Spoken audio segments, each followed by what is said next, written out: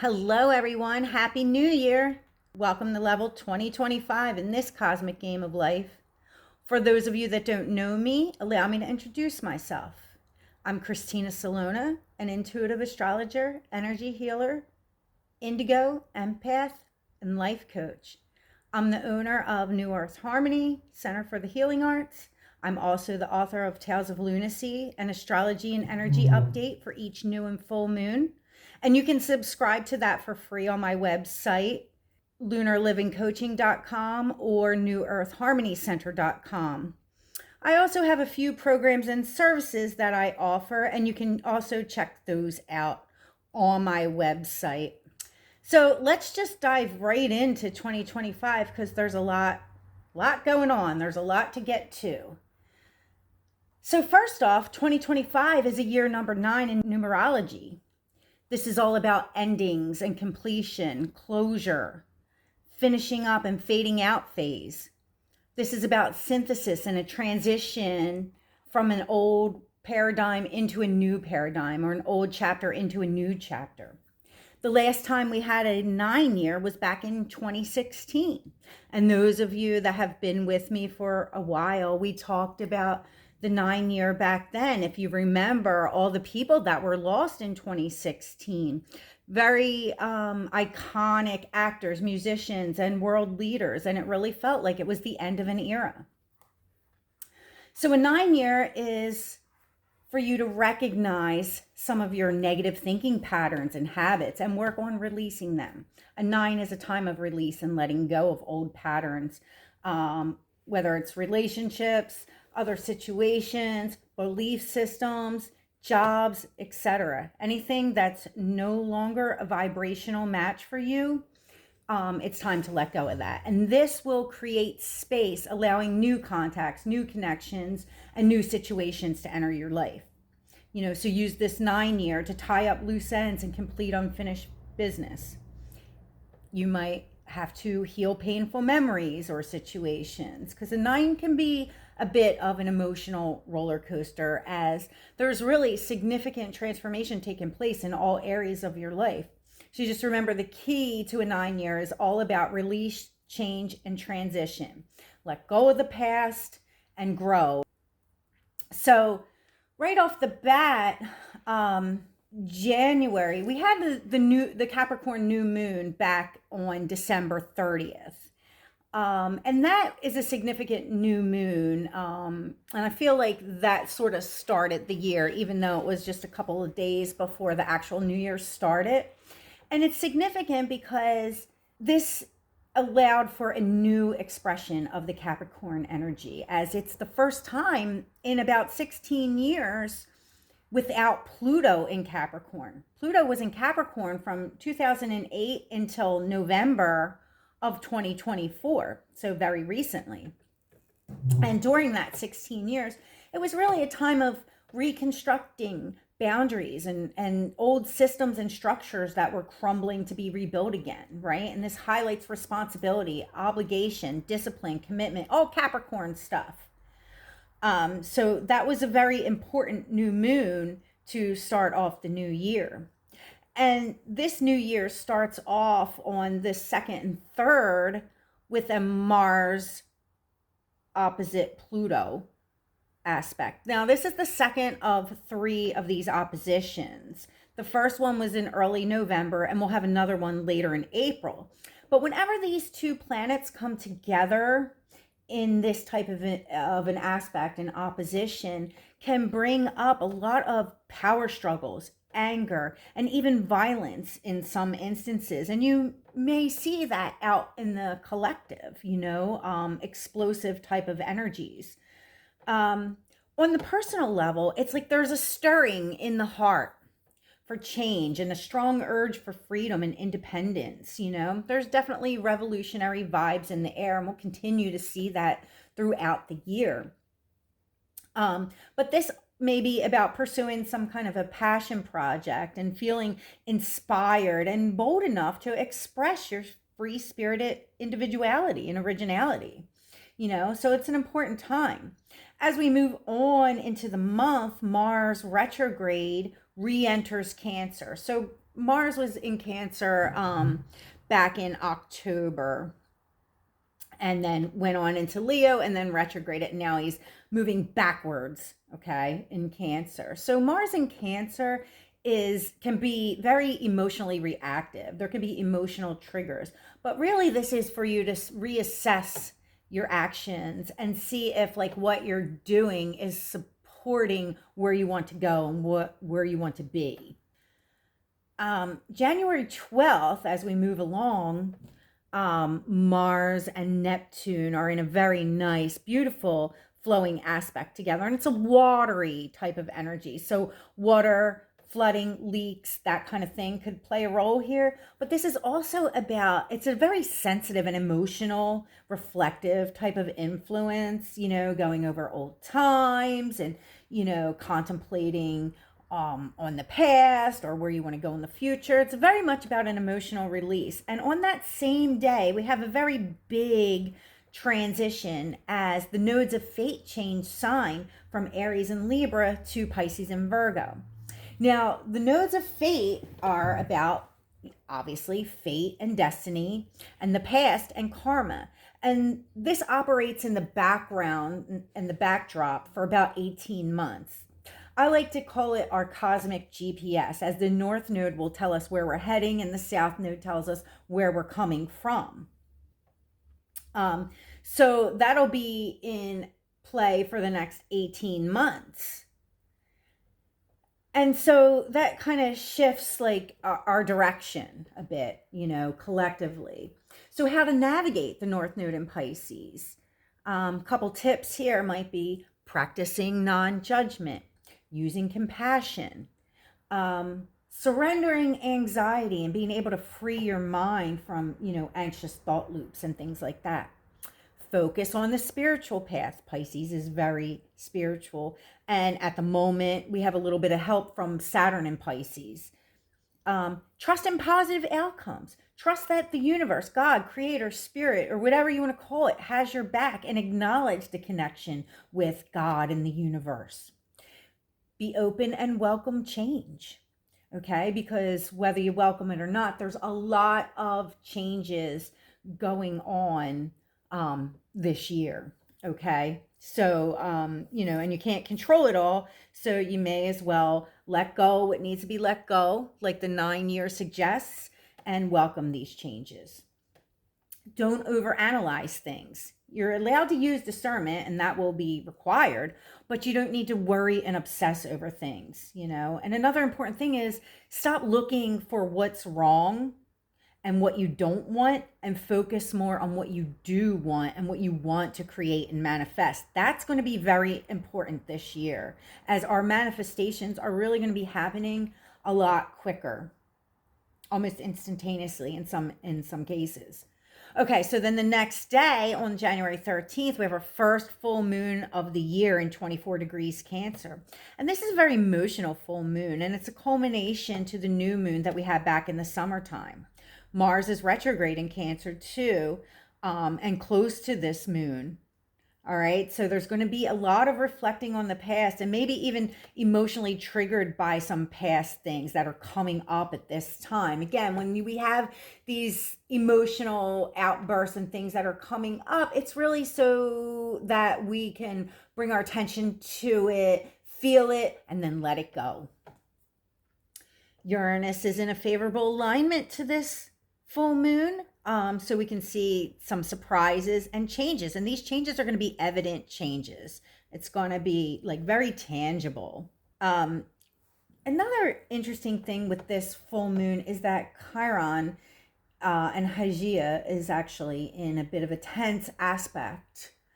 And I feel like this can bring about like psychosomatic illnesses in some ways, and of course, anybody that practices holistic or energy healing, we know that certain illnesses or diseases start in the subtle energy levels before they ever manifest into the physical body.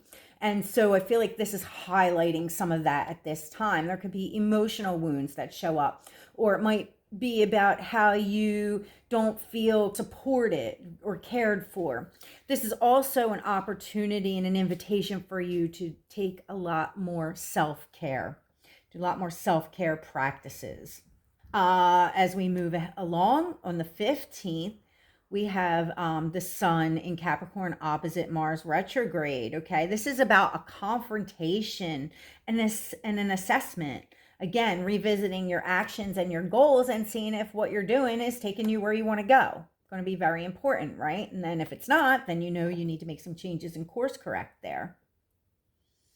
As we get along into the month, January 18th, we have a Venus-Saturn conjunction in Pisces. This starts a whole new cycle for relationships or financial goals and commitments. You may be able to attract those that are more aligned with your spiritual purpose too.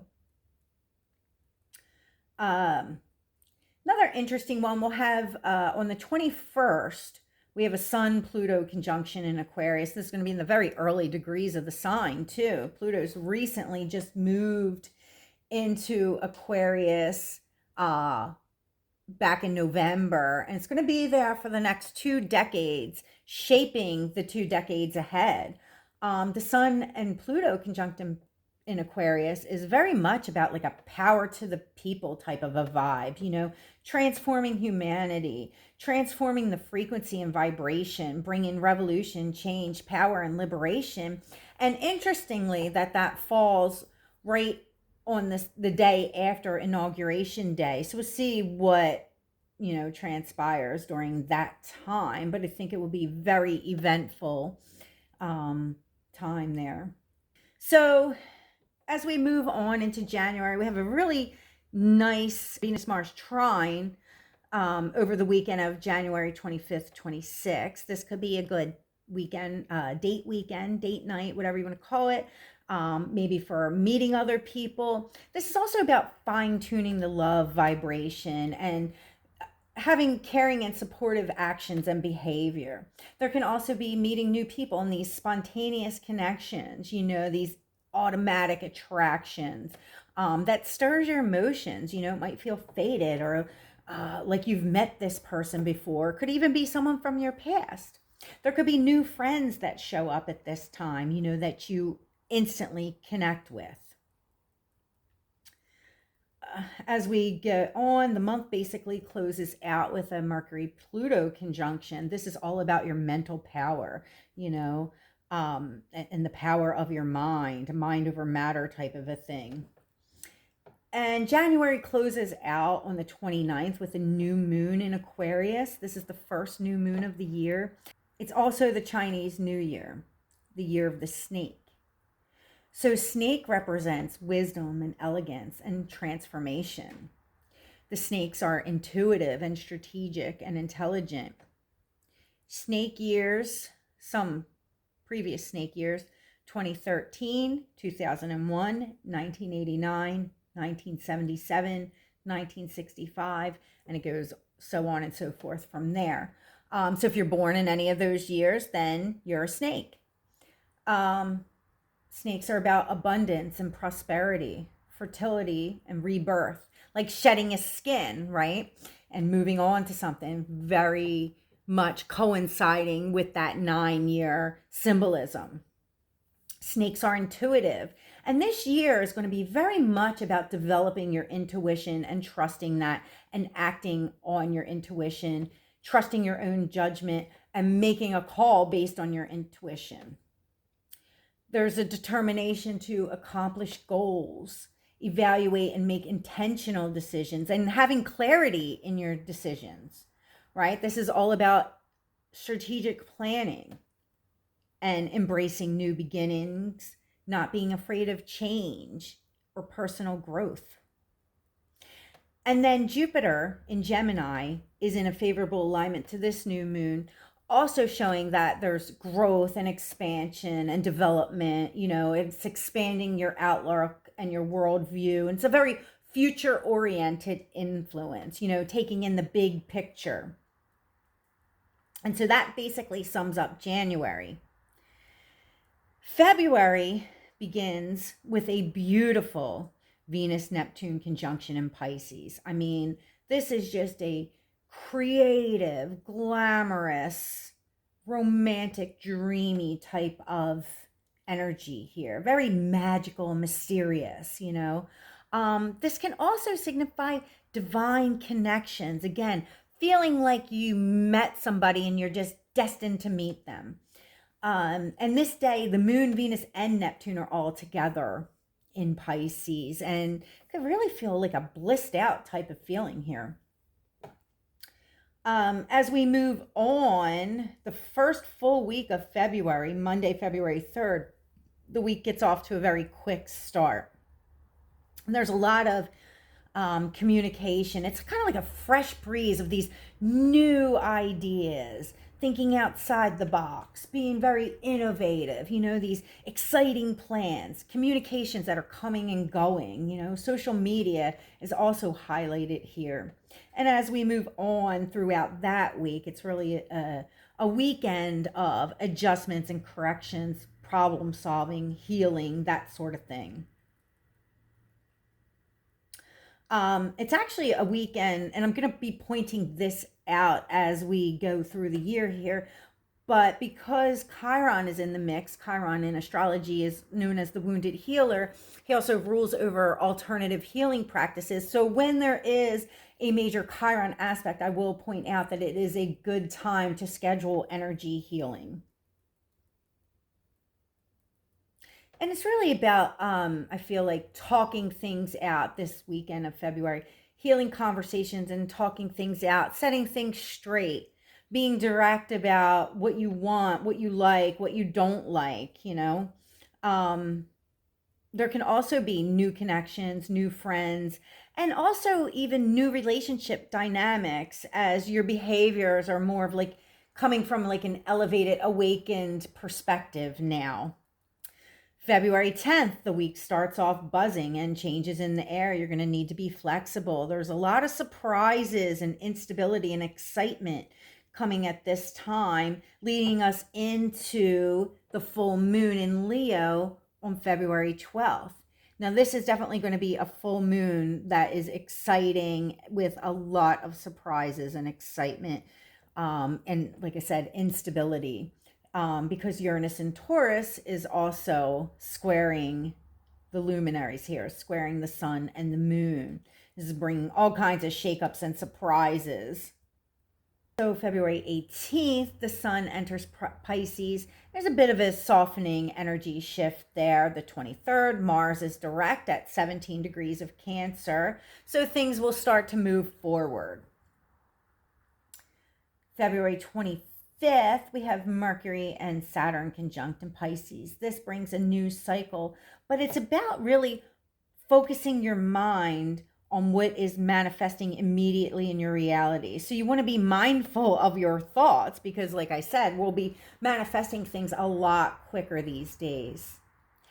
I feel like this is also about weaving our spiritual purpose into our daily lives and recognizing, you know, the magic in everyday life, you know, being present in the moment with the little things. This is also about serious thought and planning. And then we'll have the new moon in Pisces on February 27th. And it's a Pisces packed house at this time. We'll have the sun, moon, Mercury, Saturn, Neptune, and the North Node all in Pisces. Pisces is all about the unseen, the mysterious, the otherworldly, hidden, secret, unknown, spiritual, intangible, imaginative, elusive, intuitive, and psychic. So there is, you know, a boatload of that type of energy present at that time, February 27th, and the new moon. And even Uranus is in the mix here. So it's very like an otherworldly type of energy that's present at this time. Another longer transit that's present at this new moon is that Saturn in Pisces and Uranus in Taurus are in a harmonious aspect. And this is a harmonious blend of the old and the new. They're able to coexist and shifting from one to the other pretty easily. It's not as tense and angsty, you know, but the changes are evident that there's this whole new life, this whole new reality and way of life is beginning to take shape. And these templates are being built into your life now. These new structures are being built into your life. And the month pretty much closes with that. And then as we get into March. And March Madness. And March 1st, the month starts off with Venus retrograde at 10 degrees Aries.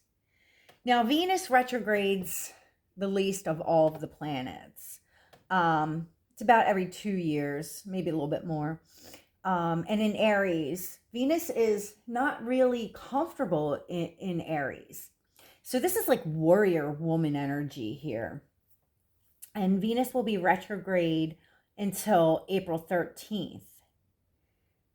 And this is really about going within to find your inner spark and what gets you going, you know, how you go after your own personal desires. And some of the rules of thumb for Venus retrograde, just in general, is it's not a good time to start relationships, get married, or have a wedding, although there are some caveats to that, and I'll talk about that. It's not the best time to go shopping. You know, it may be that like you find something you like, but it's not in your size, or it's in a color that you don't really love, or, you know, or maybe you pay full price and it goes on sale the next day or something like that, you know. Not the best time for, you know, changing your looks, like doing a makeover or getting a new hairstyle or a new hairstylist. It's fine to get a trim and maintain things, but you don't want to, you know, go from a brunette to a blonde or a redhead or make some radical change because you might not be happy with the result. It's not the best time for buying and selling. Again, like I said, maybe you buy something at full price and it goes on sale, you know, the next week. Or maybe you're trying to sell something and you have to take a lower offer than you originally wanted. One of the things with the Venus retrograde is that it can bring people from your past or relationships from the past back into your life at the time. And that was one of the caveats for starting a relationship. I've seen this happen before where say a former relationship kind of gets reignited at the time of Venus retrograde. So then of course, you know, go for it. On Sunday, March 2nd, this can be a day of misunderstandings and confusion as we have a Mercury-Neptune conjunction.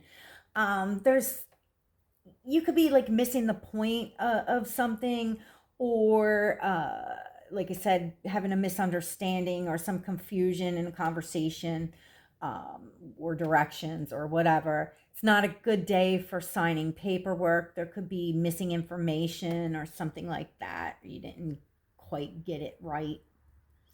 So just something to keep in mind. Now, as we get into the middle of the month, we have on March 13th, 14th, depending on where you're at, we'll have a full moon lunar eclipse at 23 degrees 57 minutes of Virgo. So this brings up eclipse season, and eclipses are a very big deal in astrology. They bring about a lot of change. They're kind of like wild card energies here, and it's one of the ways that the universe kind of gets you on the path you're supposed to be on. So there could be an eclipse often brings sudden endings followed by new beginnings. And there's a lot of shifting going on. So you want to kind of keep your schedule light around eclipse time, because you need the room to move. You need some wiggle room because there are often a lot of changes that are happening at this time. And it could be set off by like a single event or a series of events, but there are big shifts happening at this time. Interesting that this eclipse is also close to the degree by opposition in which the Jupiter-Neptune conjunction took place back in, I think, April of 2022. So it may bring a turning point to anything that was put in motion at that time. One of the other things with this eclipse is Saturn in Pisces is opposite this eclipse. So there's a bit of a reality check going on here, and it brings a bit of a serious and somber vibe, maybe revealing something. You may be confronting the results and consequences of something into motion a while back. There may be matters dealing with health, healing, healers, remedy, cures, therapies, or the effectiveness and efficacy of some of these cures and therapies. Um, there could be this could be a time for detoxing and purification, um, because we have Neptune and Pisces in the mix here. There could be issues with poisoning or toxicity. But again, like I said, it's a time you can detox, flush out, cleanse, purify, things like that. On another level, this could bring up, emotional feelings of inferiority, of not being perfect, not being enough, feeling like you're not accomplished enough, or, accomplished your goals, or there's been setbacks and delays and things like that. On another level, you could be pretty confident that you're manifesting your vision, and that it's beginning to show up in your everyday life in these small, useful, and practical ways. So, hey, good for you. But again, some things that show up at this time may have to do with health and well-being. There's also, because we have Saturn in the mix here, commitment, discipline, responsibility, accountability. This may be about being skilled in manifesting your vision, highlighting your experience and skills and your expertise, accomplishments, and achievements. Mercury is also the ruler of this lunar eclipse, and Mercury goes retrograde the very next day after this eclipse. Mercury will be retrograde from March 15th through April 7th. Some Mercury retrograde rules of thumb are don't start anything new. It's a time to revisit, revise, and review things, right? You don't want to buy new cars, new electronics, new appliances, or anything with moving parts if you can help it. When Mercury is retrograde, often, you might buy a lemon. Or say you start some new project, but then it gets held up or delayed or kind of fizzles out. Like I said, it's not the time to really start anything new. The caveat for that being, if it's already been in the works and, you've been working on something and then Mercury goes retrograde, then you can go ahead and move forward with it. So as we move into the month, we'll have on March 19th a Sun-Neptune conjunction in Pisces. This brings about a sense of endings and closure. And interesting enough, the very next day is the spring equinox, which is all about new beginnings and birth. Okay, so it's almost like we have this ending and beginning type of energy happening at this time. And then as we move on into the month, we have a new moon solar eclipse at 9 degrees Aries on March 29th. Now, a solar eclipse is like an amped up new moon, and a new moon is about new beginnings, okay? It starts a whole new cycle of the month. But a new moon solar eclipse really starts a new cycle for a whole year at least. And this being in Aries, the first sign of the zodiac, is all about new beginnings and birth and firsts. And I find it interesting that the Sabian symbol for this new moon solar eclipse reads, "A scholar creates new forms for ancient symbols." And I feel like we will be using our ancient wisdom to reshape our future. And I think that that's a theme all year long. On the same day, Mercury retrograde re-enters Pisces and hits up Neptune again. And I feel like there's some kind of a repeated message that comes up. Maybe you missed it before, maybe it's a bit vague. This can also be about like tuning in and listening to your intuition. And then on March 30th, the very next day after this new moon solar eclipse, which I said eclipses are a big deal in astrology, on March 30th, we have like one of the biggest planetary transits of the year and really of our lifetime as Neptune moves into Aries. It's as if the Aries eclipse is like welcoming Neptune in here, you know?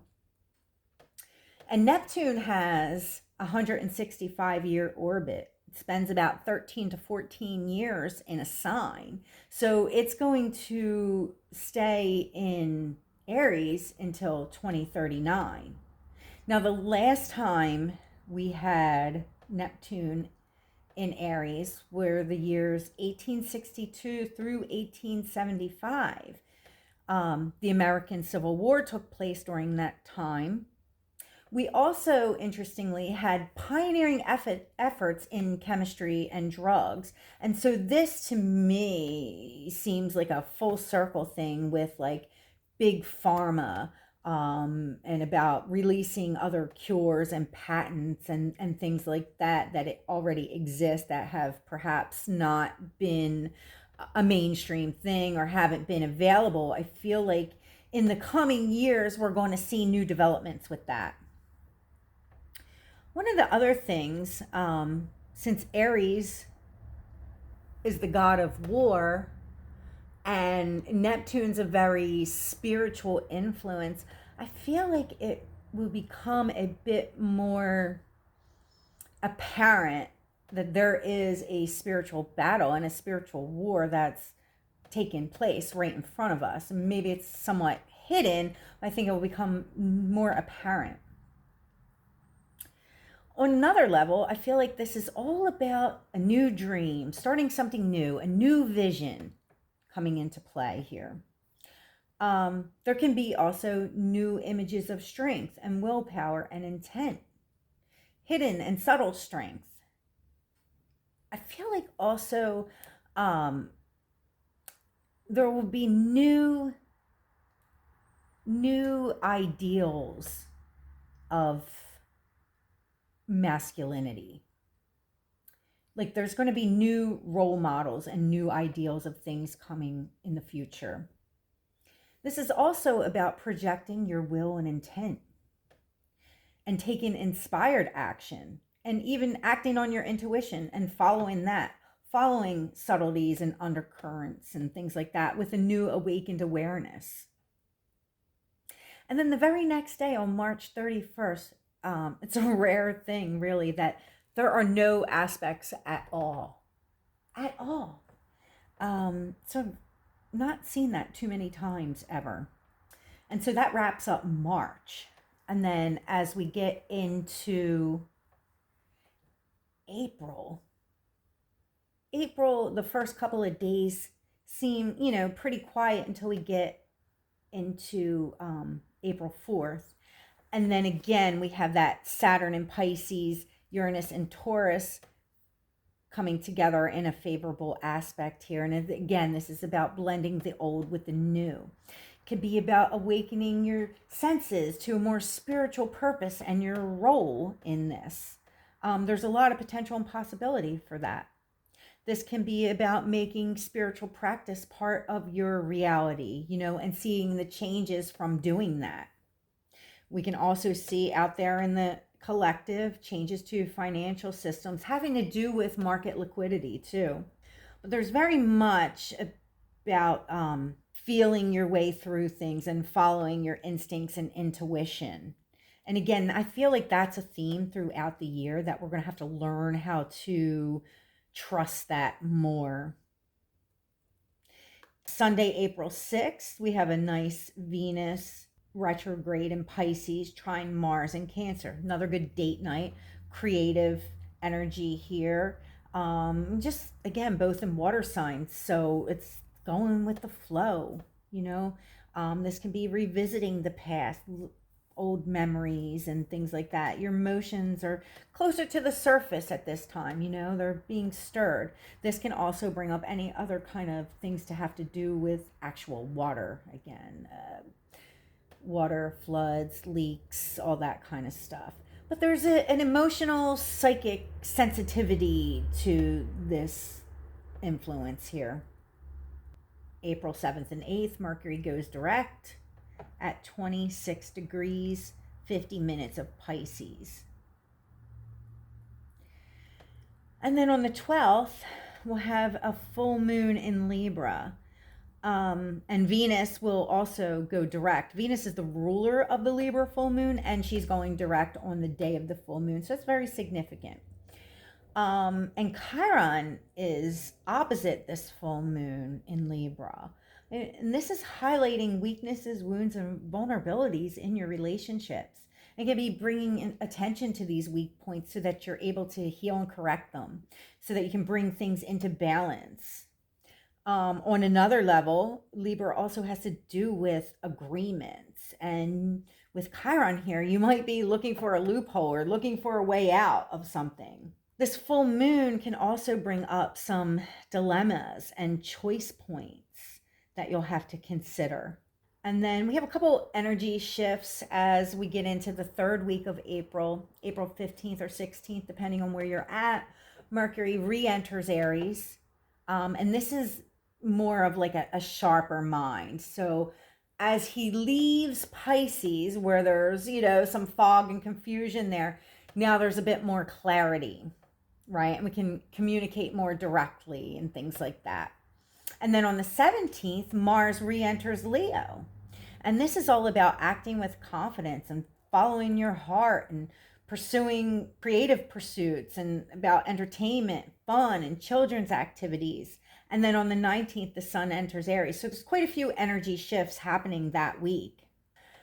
And then on the 19th, we'll also have Mars and Leo trining Neptune and Aries. And this is the first time we've had this fire trine, really, the first time in our lifetime.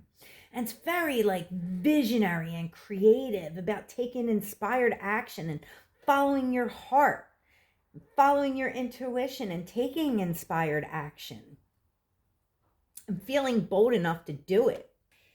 April 20th, which is also Easter if you celebrate it, this is a time when Venus and Uranus meet up. There can be new friends, spontaneous connections, and spiritual connections that come up during this time. The 23rd is a power day. We have a sun square Pluto. And there's a bit of tension, actually, these few days from the 23rd to the 26th, 27th. You might be forced to make some changes and get out of your comfort zone here. As we have the sun and Pluto square, and then we also have Mars and Leo in that third and final opposition. And I spoke about that earlier. There could be power struggles and anger and even violence in some instances. But again, this is about, on a personal level, about following your heart, being brave enough to do that, being brave enough to take inspired action, to express your originality and individuality and independence and your creative ideas and things like that. By the 27th, we have a new moon at 7 degrees, 47 minutes of Taurus. And those aspects that I just mentioned are still in play at this time too. It's really a pretty tense new moon. And Taurus is all about comfort and security and about values and money and worth and feelings of self-worth. And so there's a lot of tension. And like I said, you could be forced to make some changes at this time. And you might really not want to be. You might kind of be like, well, I'm feeling good where I'm at. And something comes along and says, no, you got to make some changes here. So April ends on a pretty tense note. And then as we get into May will have another Venus-Neptune conjunction, this time in Aries. This is the third time that these two came together, but this time it's in Aries. So this is about showing off some of your newly inspired creations. And it feels very pioneering, never been done before kind of an energy. This could be about following a spiritually connected path too, and taking love to a whole new level, of soul connection and refining things. May 4th, Pluto goes retrograde through October 14th, so quite a while. And the 6th, I like to say that this is another power day, especially where money or relationships are concerned. There could be new connections, new friendships, new communities, or involvement and participation with a new community, a cause, a group, something like that. On another level, this is about awakening to your own power and acting on your own desires for your own good. We also have a Mercury Chiron conjunction in Aries here, which could bring about some tough conversations. But again, this can be a time for healing, whether you do that on your own or whether you schedule a healing session with your favorite healer. Hint, hint, I might be available. Book with me. May 12th, we'll have a full moon in Scorpio at 22 degrees, 13 minutes of Scorpio. And Juno is conjunct this full moon. So this is really revealing something in relationships and what one feels passionate about and connected to. On another level, this could bring up bitterness, jealousy, envy in relationships, or about the depth and connection in a relationship, how intimate you feel with somebody, how much you trust them, how you feel close with them. And I feel like it's kind of, Scorpio can be a very all or nothing type of energy. So this can be about renewal, or this can be about, terminating a relationship. It could be one or the other here. You terminate it or you continue with the relationship, but it's kind of like along a new path. There's some kind of renewal that's going on with that. And, there could be some surprises and shakeups at this time too. Some lessons that really are pushing you to put aside some of these intense emotions and being able to look at the bigger picture and being more objective and having a more of a growth mindset instead of being so stuck in your ways, but taking a larger view, seeing the other side, and being able to have an honest conversation about things. Fortunately, Saturn is also in a favorable alignment with this full moon, so it does kind of put a lid on things. It helps you to keep your composure, a little bit more reserved to that and keeping these intense emotions in check, because there are quite a few volatile aspects that are involved with this full moon, which could bring about emotional outbursts. And, there's a bit of instability and upheaval that can threaten your security needs, whether it's emotional security or some physical financial security. So just something to keep in mind there. And that those surprises and everything, kind of this instability goes on for the next few days. May 18th and the days surrounding that, we can even say for a good chunk of the month of May, say from the 8th to about the 27th, we'll have Jupiter in Gemini aspecting Chiron and Aries.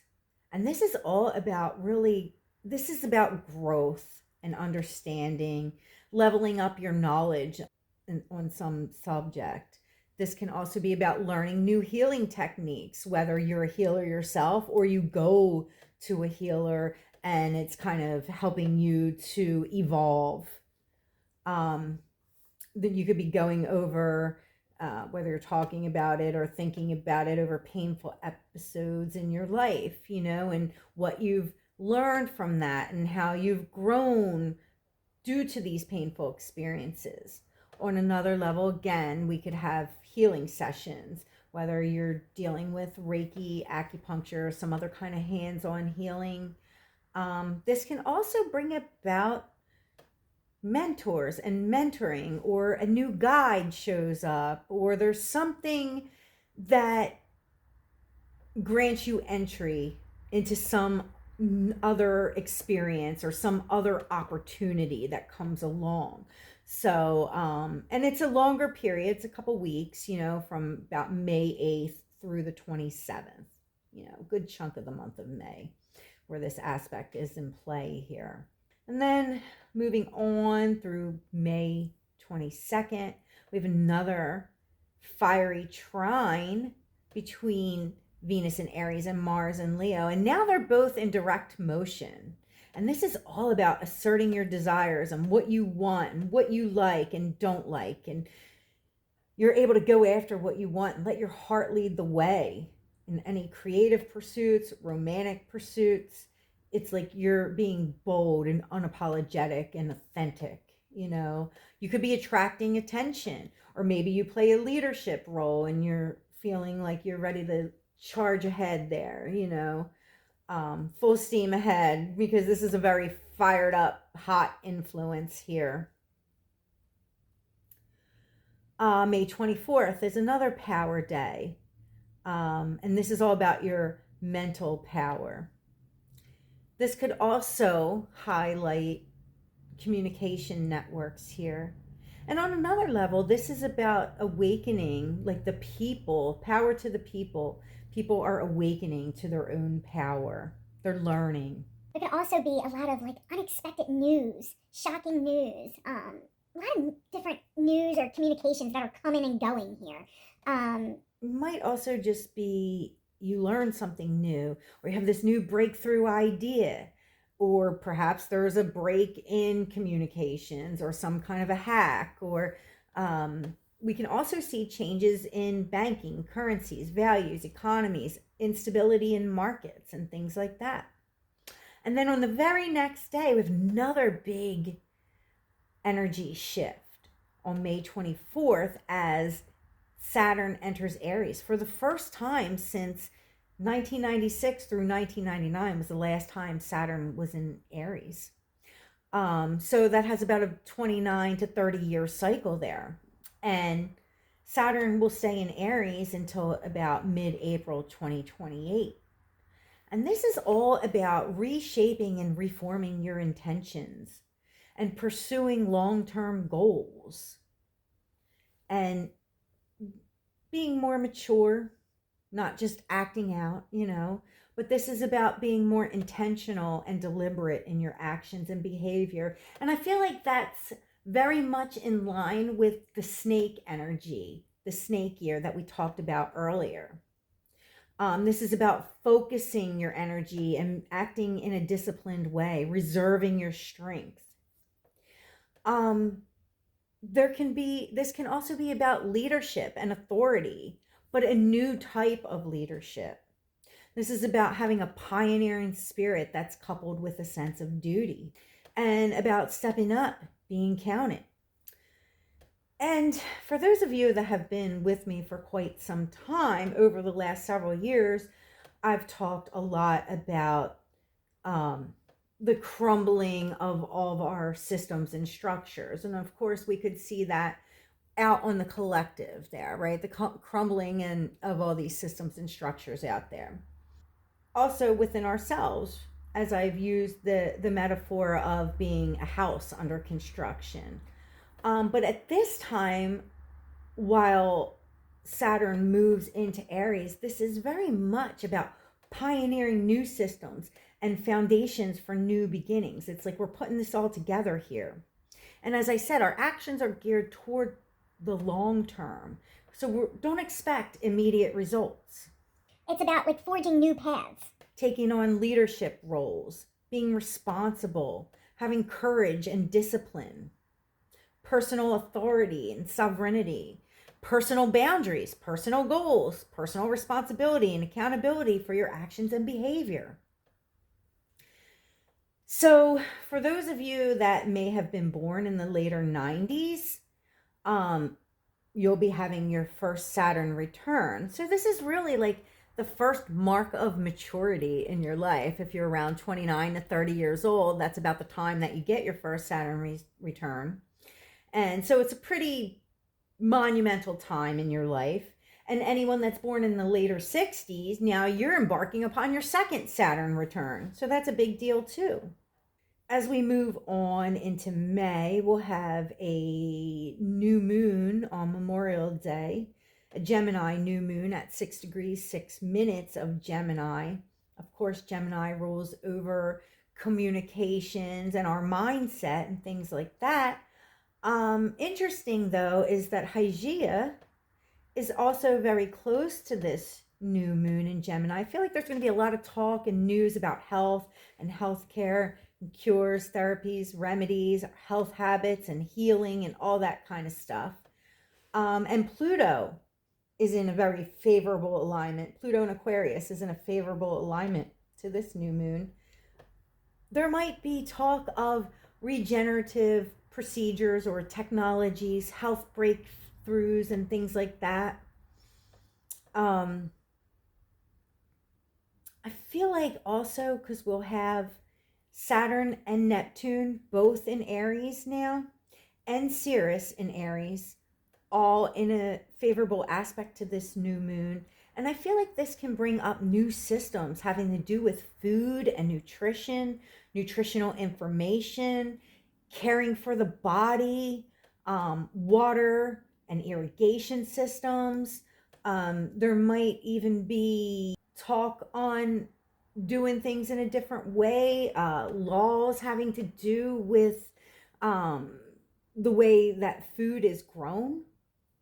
On another level, this could be about establishing your role and position and making your own way, as we are really in uncharted territory now, and just having that pioneering spirit. And even though the way is not clear, you have to be brave enough sometimes to just have faith and move on faith and direct it by your intuition. Again, like I said, that's going to be a big theme all year long. And that basically closes out the month of May. As we get into June, June is busy and there's a lot going on in June.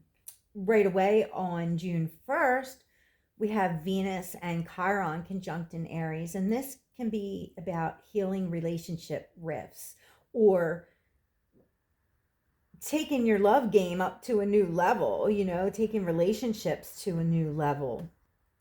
As we move on in the first real full week of June, there's a lot of social opportunities that come up at this time.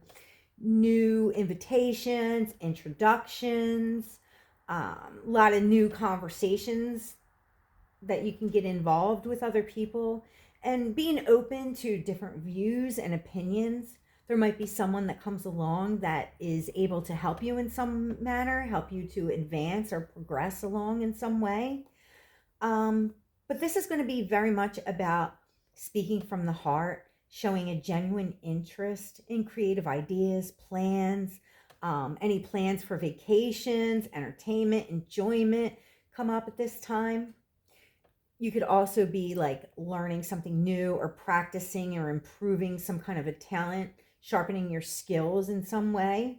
And then right after that, Venus enters Taurus, and she's on her own home turf by this point. So she's been in Aries all year long, which is a sign that she's not so comfortable in. So this may be a very noticeable shift. Things might feel like they ease up a bit more as she's a lot more comfortable in Taurus. It's her own sign. June 6th, another day for healing. Schedule a healing appointment. Reiki, crystal healing, vibrational healing, sound healing, any of those types of modalities are good at this time. There can be an opening or an opportunity for an honest discussion at this time, to be able to have some kind of a candid talk and bring up painful situations or, uncomfortable topics that allow you to kind of move past it and bring you to another level. And then as we get into June 9, that gets off to a very busy start that week. And it's almost like like there's clashes with tradition, or it's like this is the way I've always done things, but if you do things the way you've always done, then you're going to keep getting what you always got type of thing. So there's this friction going on with that. On another level, I feel like there could be ancient memories that are activated at this time, having to do with your ancestry or hereditary or DNA or birthright or family origins, things like this. May even be about the origins of certain patterns that you have or certain systems or programming that has been like instilled within you, and you may come to some conclusion like, oh, that's why I do that, or that's where that comes from. It's also like, as we have Saturn and Neptune both in Aries at this time, this is about building new systems that are blessed with our ancient knowledge and our ideals of how it should be. And very important to focus on what we want to create, don't get lost in despair or hopelessness or fear. We are very much in uncharted territory now, and we are creating new systems, but we're going to create new systems that are aligned with spirit, that are inspired. Our intentions and creations will form these new templates, these new systems. So it's not going to just be about material gain and things like that. We're going to weave spirit in with these new systems, so it aligns. Doing that requires bravery and leadership, new ways of thinking. There's going to be new ideals. And I feel like we're really going to see some cultural shifts, probably new fashions, new types of art, new types of architecture even. But as we get to this point, I feel like we're going to start to recognize the effects and the consequences of things that have kind of been going on right under your nose that maybe you were unaware of. And now it's starting to like materialize more.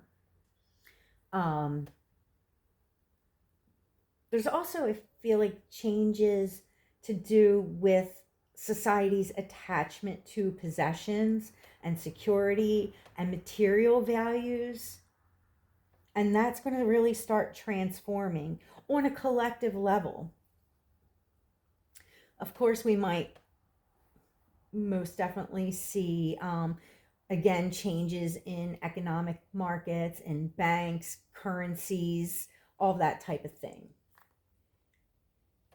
And, this is going to be a busy few days here. Like I said, June 9th gets off to a busy start. And then we'll also have another big shift as Jupiter enters Cancer for the first time in 12 years. Last time it was in Cancer was back in 2013. And Jupiter remains in a sign for about a whole year. And this is going to be very much about learning from the past and tapping into ancient knowledge. And I feel like on another level, this is about personal development, self-care, emotional development, moving beyond the past and beyond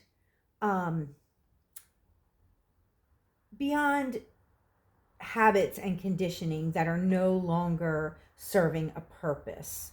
It's like outgrowing these old habits and patterns.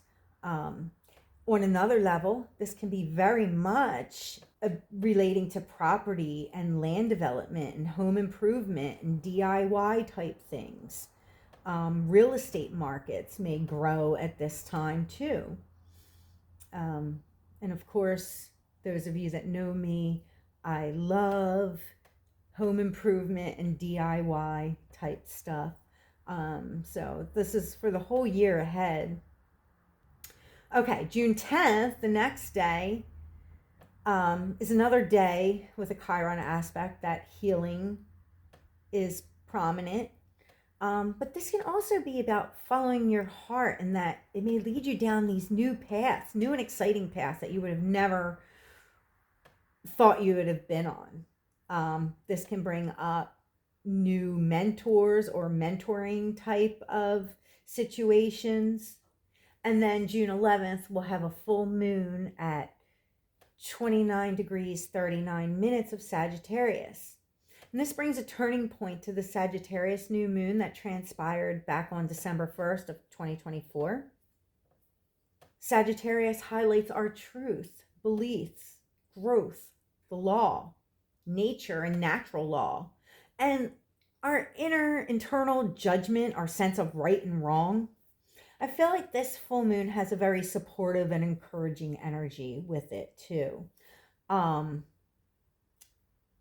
there's supportive conversations happening at this time where someone may show their appreciation and help boost your sense of self-worth, or maybe you're the one that's offering support and helping to boost somebody else and lift somebody else up. Either way, like I said, I feel like this is a supportive and encouraging energy.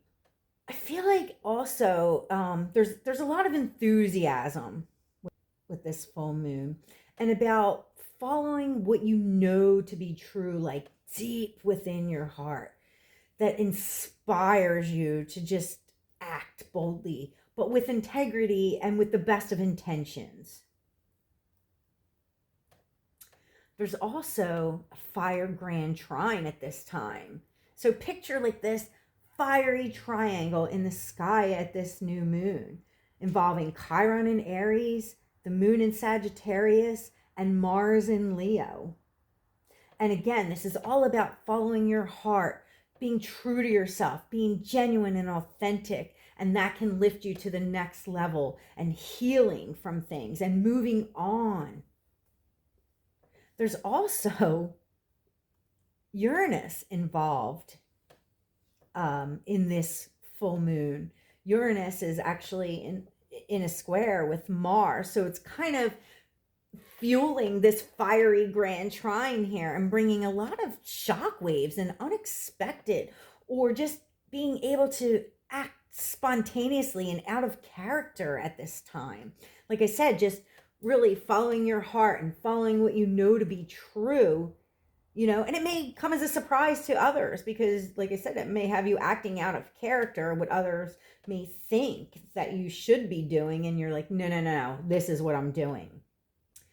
It could bring sudden breakthroughs and lucky coincidences, synchronicities, or serendipity. You could meet somebody and it's like, boom, sparks fly. This could highlight things having to do with fire and electricity. Also, the sun and solar flares and any earth, sky, and weather anomalies. And then at this time, we have an active square between Jupiter in Cancer and Saturn in Aries. And this, I want to say, is in play for a good chunk of June, from about the 10th to the 23rd, when it's, at its closest. These two were also in a square on Christmas Eve. Like I said, this is like a longer influence here. And Jupiter is all about expansion and growth, where Saturn is more about contraction. So Saturn here is like, curb your enthusiasm and slow your row. So there's a bit of like a acting with cautious optimism here, steady and slow growth instead of just going off the rails. This can also be about developing a support system, improving your habits, establishing your identity and your expertise in things, improving your lifestyle and your personal position. This can also bring up, kind of like how you've grown through your meaningful experiences. Like, what have you learned? How have you grown from these experiences? What has it done for you? And like I said, that's going to be in play for quite a few days, from about June 10th to June 23rd. June 17th, another good day for any kind of hands-on healing or alternative healing. Schedule and book a session. And then we will also have Mars enters Virgo at that time. This is going to be a pretty significant energy shift since Mars, number one, hasn't been in Virgo for about 2 years. And Mars has been in Cancer and Leo since last September of 2024. So it's finally like moving out of that energy. And so Mars in Virgo is like rolling up your sleeves and getting to work, getting your stuff together there. It's about efficiency and production and productivity and getting down to the nitty gritty. This is about working on your systems, your programs, procedures, all of that kind of stuff.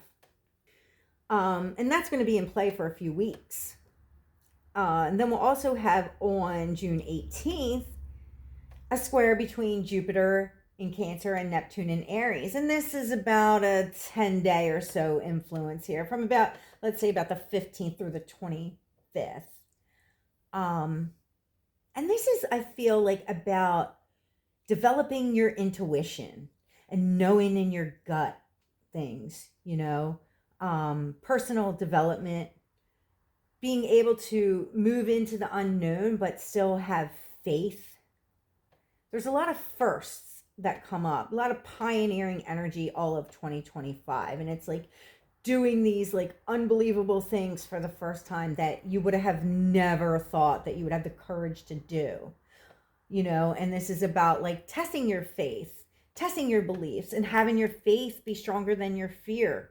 As they say, never let your fear decide your fate. And I think that's a good line for this type of energy here. This can also bring up stuff outdoors and having to do with water, land, wetlands, open spaces, out in nature.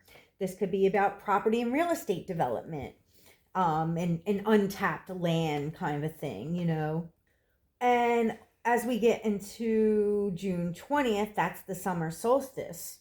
And by this time, it's several of our outer planets are in the early degrees of their respective signs.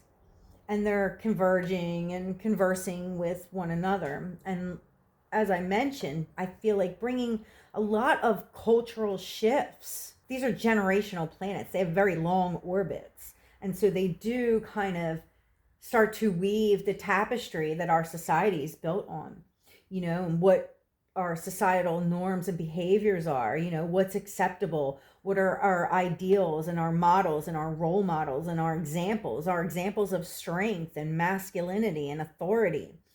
And I feel like, these things will change. Like we're going to have new role models, new ideal images.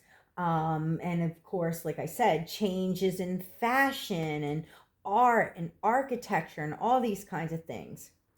As we have Jupiter in Cancer, Saturn and Neptune in Aries, and Pluto in Aquarius, all in these very early degrees of the signs, and like I said, all interacting with one another, helping our personal development, making sure that we take time for personal care, any kind of land, property, real estate development, DIY, improvement, creating these new systems and structures based on these new ideals that we have, awakening to our power, awakening and rebirth, renewal, reinvention of society, of humanity. And then, the summer solstice brings the sun in Cancer and puts the focus on family, feelings, tradition, the past, food, nutrition, nurturing, all of that kind of stuff when the sun is in Cancer. June 22nd is a good day to get a lot of work done. It's like ambition and motivation meet. You can really get a lot of work done, being effective at streamlining a process, clearing the clutter, being efficient, making more space in your home, perhaps. Maybe you want to move furniture around or build an addition or whatever it is, but that's a day that you can really get a lot of stuff done. I feel like also there's a lot happening actually that day and the days that surround it. The sun square Saturn, that's a bit of a heavy energy. Um, it's just like you can feel like there's the weight on your shoulders, that you have responsibility to home, family. There can also be at work or in your business, new rules, new management, things like that. Um, there also seems to be like there's a shift in power at this time. And there may even be, say, like new updates and new systems being implemented. Um, Maybe there's some kind of like new technology system, new network, restoring that or installing something new. On another level, this is about making new connections in your everyday life, maybe at work, in your job, or something like that. So we also have for about 10 days or so around June 23rd, for 10 days either side, 5 on either side of June 23rd. Um, there's some adjustments and shifting going on. And this can be about gaining support and having, feelings of belonging to some kind of a group or community, or gaining support from some group or community or friendships. It's also like reaching out from the familiar and reaching out to like a larger circle of people. Again, this can have to do with real estate and real estate development, property development, things like that happen over this time. Land and property development, farming, caretaking of land, and somehow how this may use some other type of technology that is implemented at this time, again like shifting to another system.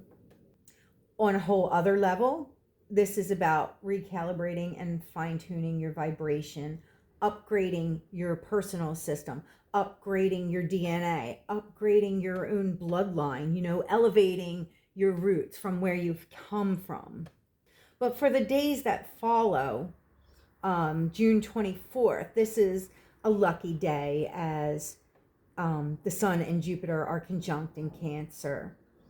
But there seems to be, again, there's a shift in the collective that is focusing on improving, focusing on leveling up, focusing on evolution. On another level, this can be about developing good habits, nutrition, and changing that.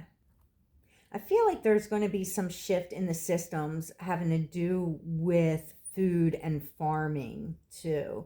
And then by June 25th, we have a new moon in Cancer at 4 degrees, 8 minutes of Cancer. And again, this is seeding the new seeds for anything to do with family, home, tradition. Again, land and property, family farms. And Jupiter in Cancer is close to this new moon. This makes it a bigger deal. This is all about increase and development.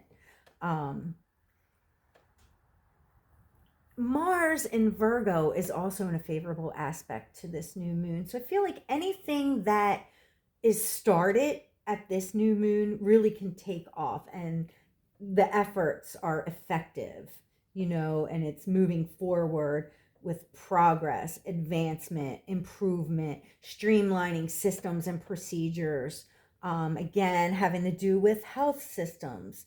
There might be new health systems that are working in conjunction with food and nutrition and food management, or farming and growing food. It's like these things are working together in a positive way. There can also be, this, I feel like this is going to be one of those other themes throughout the year, but with Pluto in Aquarius is also vibing at this new moon in Cancer. And there may be like a regeneration of power. There's maybe some type of renewable energy source or something um, that takes place at this time. There can also be perhaps new guidelines for farming and for growing food, having to do with maybe, because Saturn and Neptune are involved here, having to do with irrigation, have to do with pesticides, poisons, toxins, and things like that, or chemicals in food. But I feel like food, farming, land, growing food, and nutrition, and all of that is going to be a big theme in June. And then as we get on through the month, June 30th is another one of those days where there are no aspects. And that's the second time this year, and it's a really rare thing, so I thought it was worth mentioning. It's almost like as if May and June were so intense that the universe was like, yeah, we need a day off. And even as we get into July, the first few days of July are pretty quiet until we get to July 4th. And then the 4th of July is like, bang, we have a Venus-Uranus conjunction in Taurus. And this is very much like a shake-up type of an energy, especially where finances or relationships are concerned. Whenever I see Venus and Uranus come together like this, I always say there's shake-ups and breakups.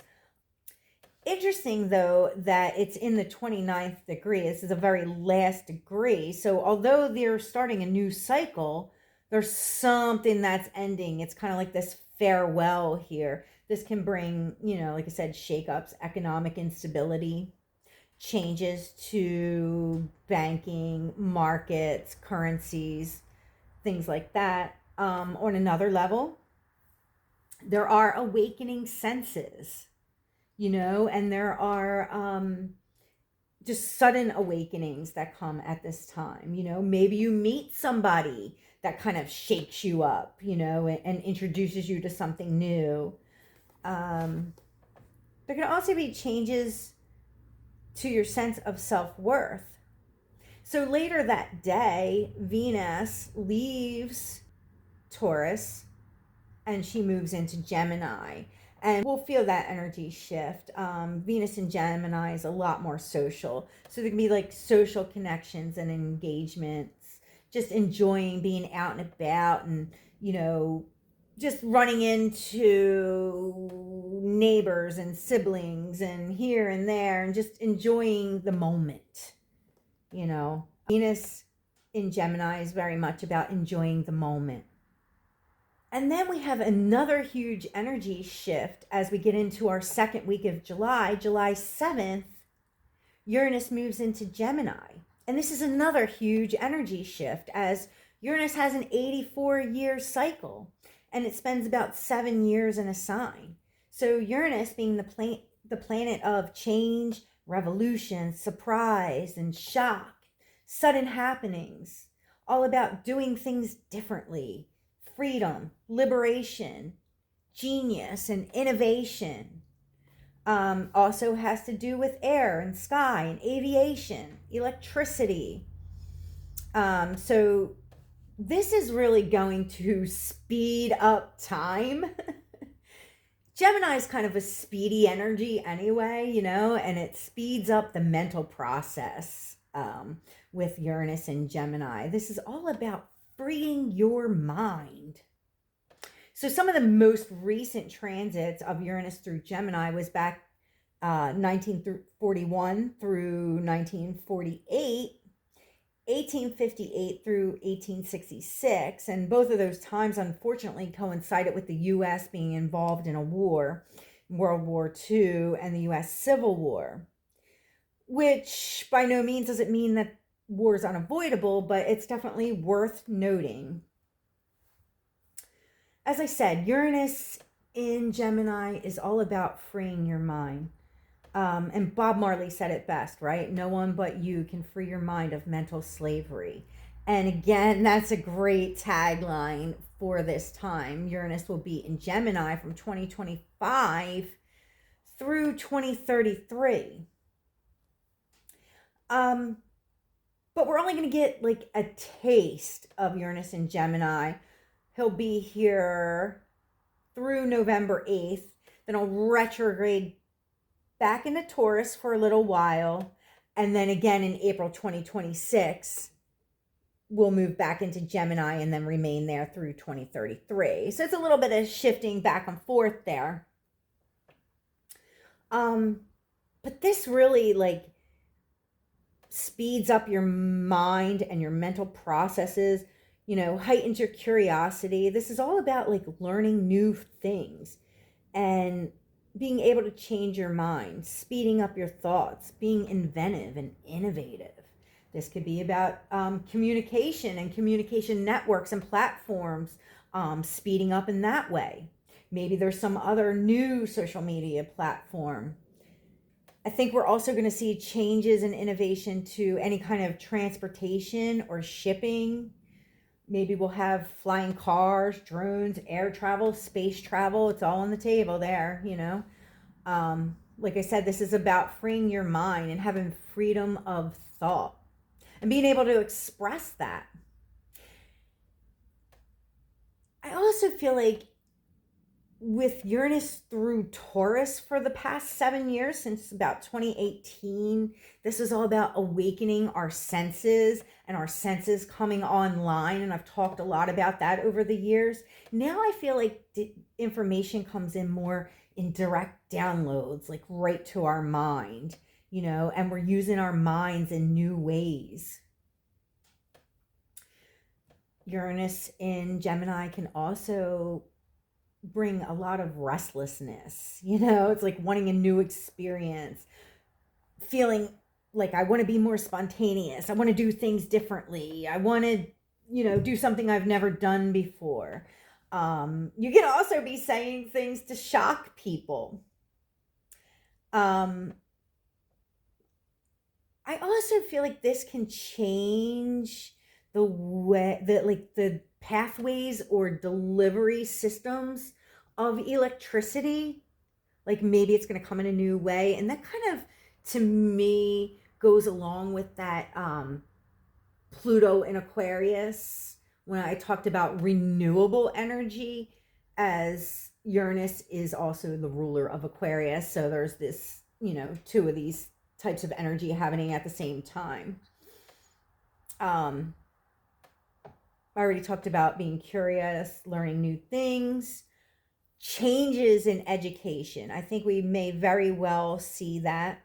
Maybe new online things, or, you know, maybe the whole educational system, as I've talked about many times before, the breakdown of all these structures and systems, the educational system might really change at this time. You could see on a personal level changes in your social circles, in your communities and neighborhoods. Maybe there's new things happening with roads and bridges and community transit and transportation, you know, things that way. Then we'll have a full moon on July 10th at 18 degrees 50 minutes of Capricorn. And this is a turning point to the new moon that we had back on December 30th, 2024, which was also a black moon, where we were able to like outline new goals and have a new expression of that Capricorn energy that I talked about earlier in this broadcast here, after being freed from Pluto in Capricorn, and very much about renewal and reconstruction and building new structures and systems from within and without, you know. This is also a turning point, highlighting authority, accountability, competence, responsibility, you know, those types of things. Discipline, rules, management, time, scheduling, and timelines all fall under Capricorn as well. And then just a day or so later, a couple days later, on July 12th or 13th, depending on where you are, Saturn goes retrograde. Now, Saturn's the ruler of the Capricorn full moon also. So Saturn goes retrograde from from July 13th to November 28th. And this is all about internalized structures, from within, what you're building from within, and your own responsibility for certain situations and owning that. Also, at this time, Mars in Virgo is in a favorable aspect to this Capricorn full moon. I feel like you're going to start to see some results of your hard work, the effects of all your efforts and everything that you've put into place, putting things in order, refining your schedule and being more productive and, making an effective use of your time. July 17th, Mercury goes retrograde through August 11th. And then Mercury retrograde in Leo is also aspecting Venus in Gemini. And that's going to be for like a few days due to the retrograde motion. This could be about catching up with people from the past, old neighbors, friends, classmates, having pleasant conversations, or maybe you're revisiting a previous idea or plan, or you could even be rewriting a love story there, since Venus is involved. A couple days later, July 22nd, we have energy shift as the sun moves into Leo and then hits up Uranus. So this is a day of like spontaneity, fun, freedom. And then Venus and Mars have a little clash on the 23rd. And these are the lovers of the zodiac. So this could be a romantic time. This can be a creative time. Even though it's a square, there's a bit of friction there. But it's about appreciating the company and the conversation, having maybe other social situations, perhaps with co-workers and colleagues and things like that. And then July 24th, we have a new moon at 2 degrees Leo. And all of the outer planets engage with this new moon. We'll have Saturn, Uranus, Neptune, and Pluto all engaging with this Leo new moon. So Leo is all about love and creativity and the heart and heart-centered things. Loyalty, being center stage and getting noticed. It's also about children and children's activities. Also about passion and what lights you up, what gets you going, about vitality and authentic expression and leadership and follow through. So with all of these planets aspecting this is all about building new systems that honor and follow your intuition and your heart. It's about original ideas, thinking out of the box, and having downloads of information that are awakening your mind and changing your perspective. This is also about a free expression of your thoughts as your heart and mind align,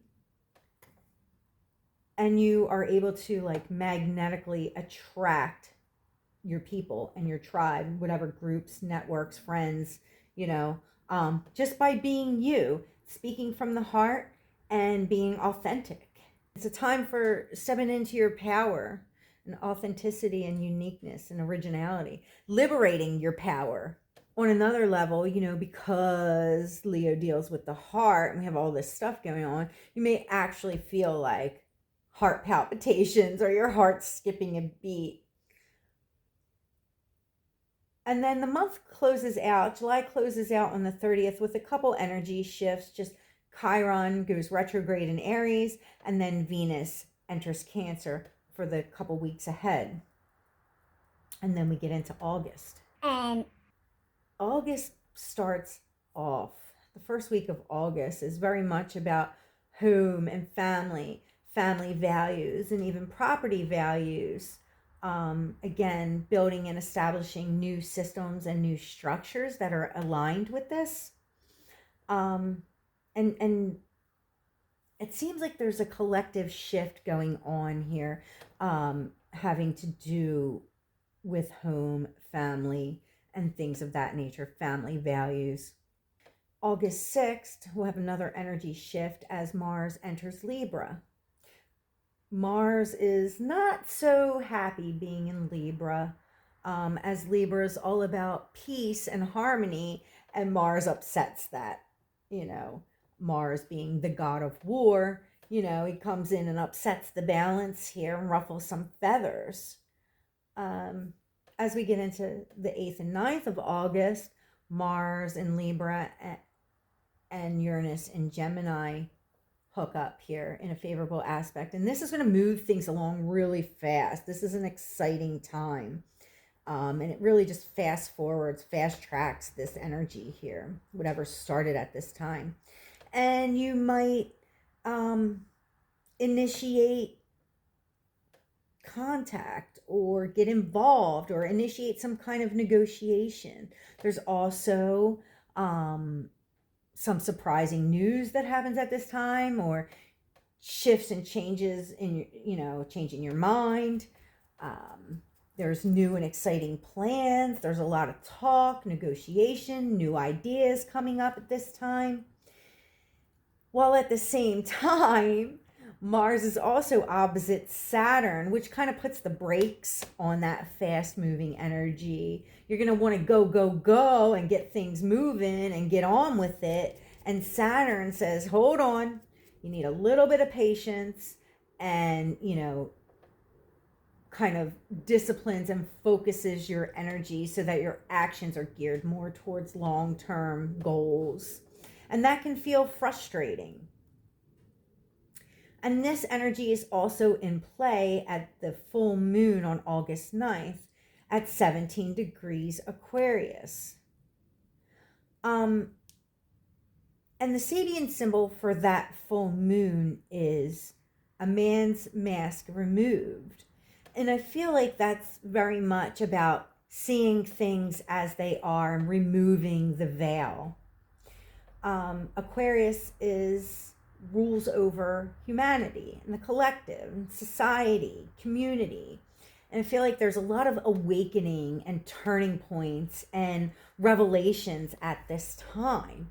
And there's a lot of this energy in the air that really is trying to move things along quickly. And like I said, Saturn kind of grounds this conceptual, fast-moving energy. This is very much about getting involved and initiating contact and connection and cooperating with other people. We could see air, sky, and aviation, transportation, things like that being, highlighted at this time. Again, about building new systems, new communities, new communication networks too, as there's so much conceptual energy at this time. Lots of news, lots of information, lots of ideas and plans just floating around there at like lightning speed. And like I said, Saturn is in the mix here, kind of grounding it, bringing it into reality, helping to manifest it, helping that you stay with it and don't just flitter from one thing to the next, to the next, to the next, because there's a lot that's happening at this time. I feel like there may also be a lot of healing technologies and healing energies, alternative health and healing frequency energies that are present at this time, whether it's a device, whether it's hands-on healing with a practitioner, whether there's some kind of medical technology breakthrough type of a thing. But nevertheless, it's a very exciting time. Okay, and then we have August 11th. Mercury goes direct at 4 degrees 15 minutes of Leo. And we also have that Saturn and Uranus in a favorable aspect again. I've talked about this a couple times already. It peaks on the 11th, but it's in play for the whole month.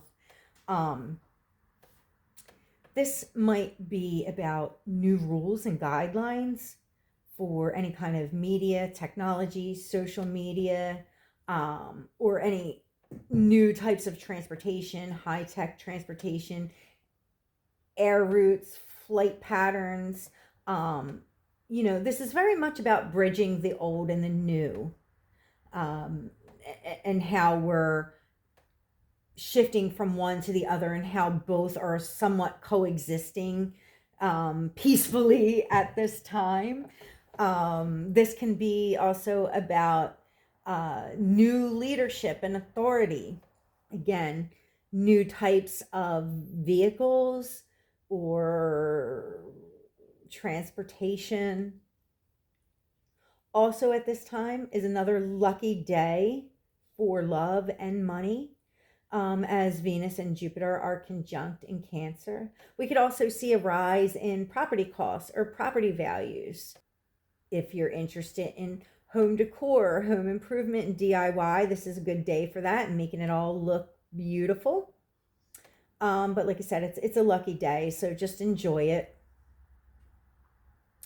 And moving on, it looks like on the 14th, and really throughout the next couple of days, due to Mercury changing from retrograde to direct motion, he's kind of aspecting Mars for a few days.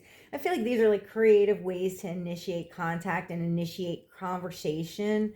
Maybe you need to, knock somebody off of a fence and get them to come on board with you, initiate relationships, initiate connections, but any kind of cooperative ventures, collaborative efforts. The 19th is another one of those days for healing, specifically heart healing or chakra healing, healing the heart chakra. August 22nd, 23rd, we have a new moon at 0 degrees Virgo. And this is highlighting health and healing, healers, any healthcare workers, the healthcare system, diet, nutrition, efficiency, order, organization, bringing efficiency and order to certain programs or systems or some process of your daily life or your daily workaday life. And the Sabian symbol for this new moon reads, in a portrait, the best of a man's traits are idealized. And I find that to be interesting as we're creating these new systems and we want them based on these new ideals, as I talked about, these new models, these new role models, these new social systems. And the outer planets all engage with this lunation as well. So there are some choice points and perhaps dilemmas coming with this full moon. With this new moon. There may be collective awakening as we shift into these newly built systems that are transforming society. Perhaps it's through new technologies that make our everyday lives run more smoothly and efficiency. That may involve healthcare systems or health practices, food, nutrition, natural remedies and medicines and things like that. And I feel like, again, it's going to somewhat blend technology with natural things in some way.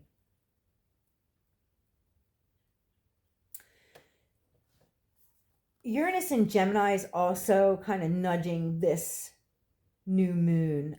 This can bring about something to do with communications networks or technology. There can also be new reports, studies, or data, like a discovery in these things that kind of stimulates a new system or fuels a new system being brought about. Then by August 25th, Venus enters Leo and then again hits up all the outer planets in the early degrees of their respective signs over the coming days. And this to me is like love is in the air, love, matters of the heart, fun, entertainment, is all in play at this time. Self-love and acceptance. I feel like this, again, is also going to be about new forms of creativity, ideal images of love and beauty, new forms of art, architecture, like again, these cultural shifts start to be more evident, and they start to really form in a new way. Venus in Leo is also opposite Pluto in Aquarius. This is like a magnetic attraction here to somebody.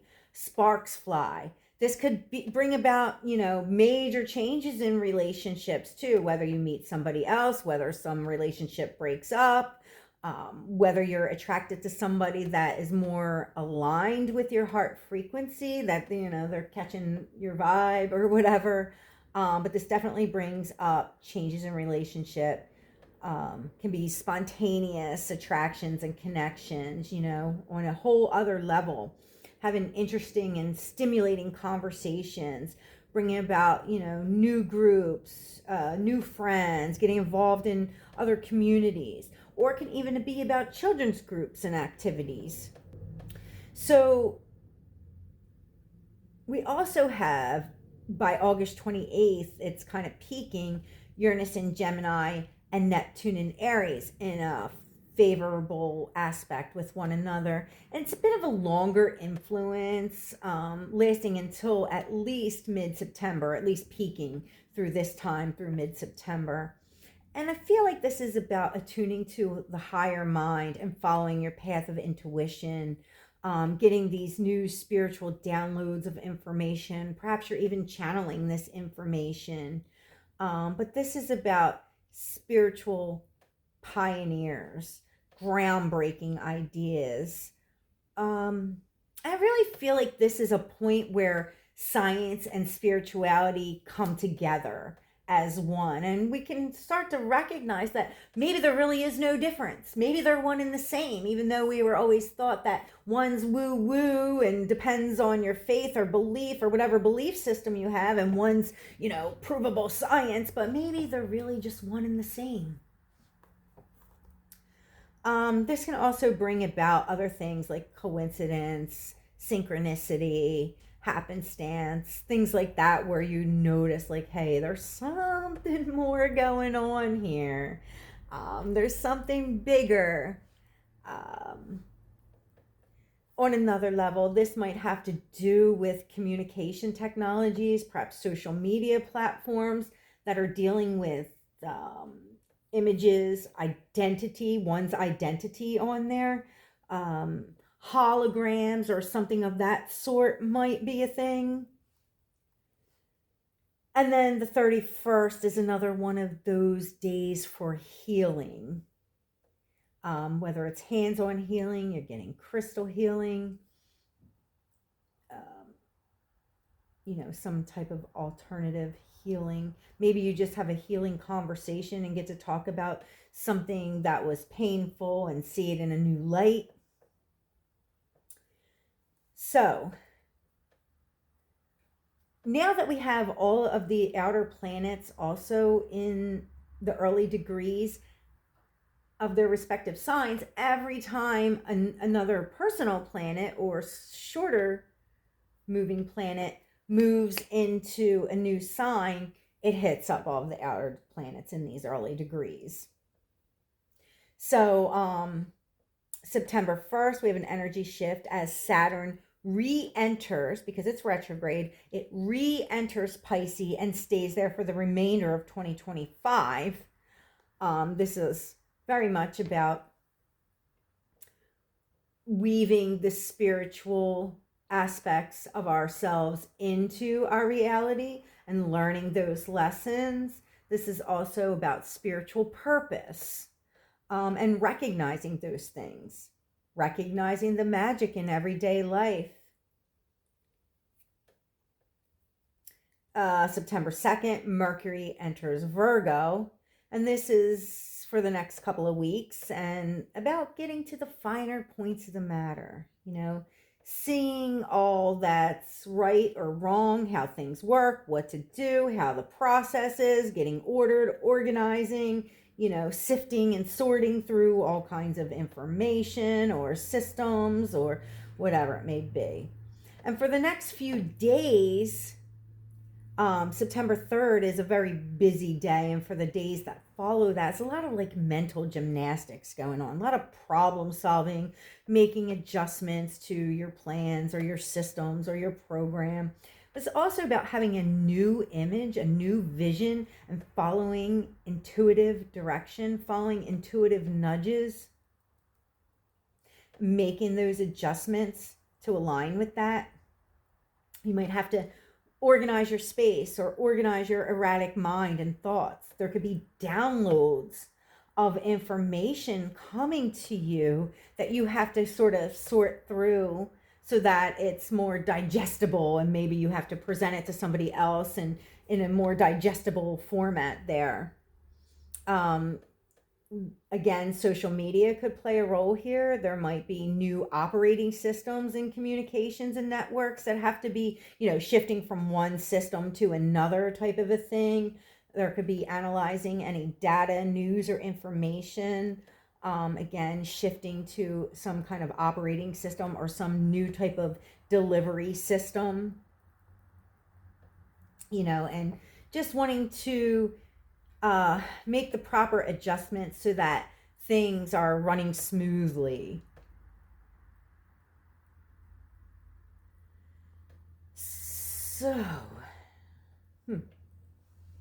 okay, and then moving on, we have these two outer planets here, Neptune in Aries and Pluto in Aquarius, and they're in a favorable aspect for quite a long while, and helping to really shape this generation, and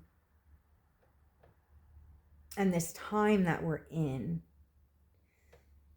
Although 2025 is a year number 9 in numerology, which is about endings and closure, we're really transitioning into this new way. And there's a lot of a lot of firsts in 2025. Like I said, being pioneering and having a new vision and creating these new systems and structures.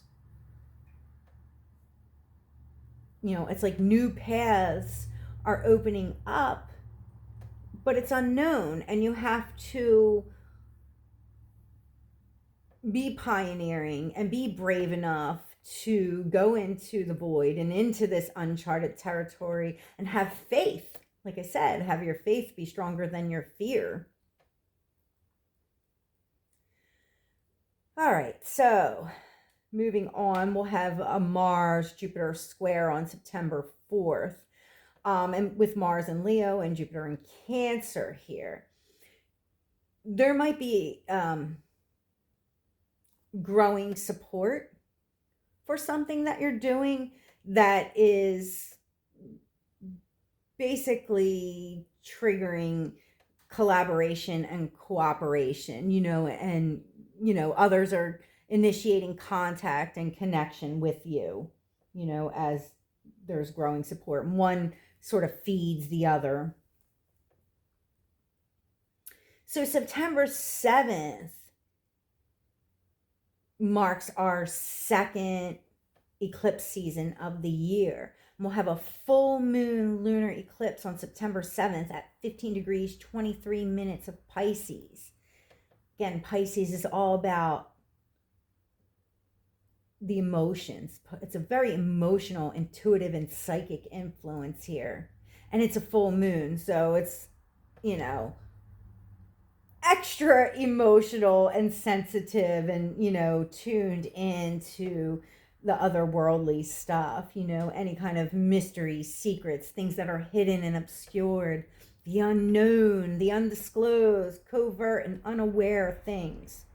This is a North Node eclipse, which means it's future oriented. So it shows us our path forward. We also have Mercury in Virgo opposite this full moon. So it's really, Mercury in Virgo is trying to make sense of any kind of confusing information. It's trying to put things in their proper place, and sort things out. Jupiter in Cancer is also in a favorable alignment to this full moon lunar eclipse. This makes things even bigger. There's even more sensitivity, nostalgia, being reflective, looking at the past, but moving beyond the past. This can also involve extended family, aunts, uncles, cousins, people, in the more distant family.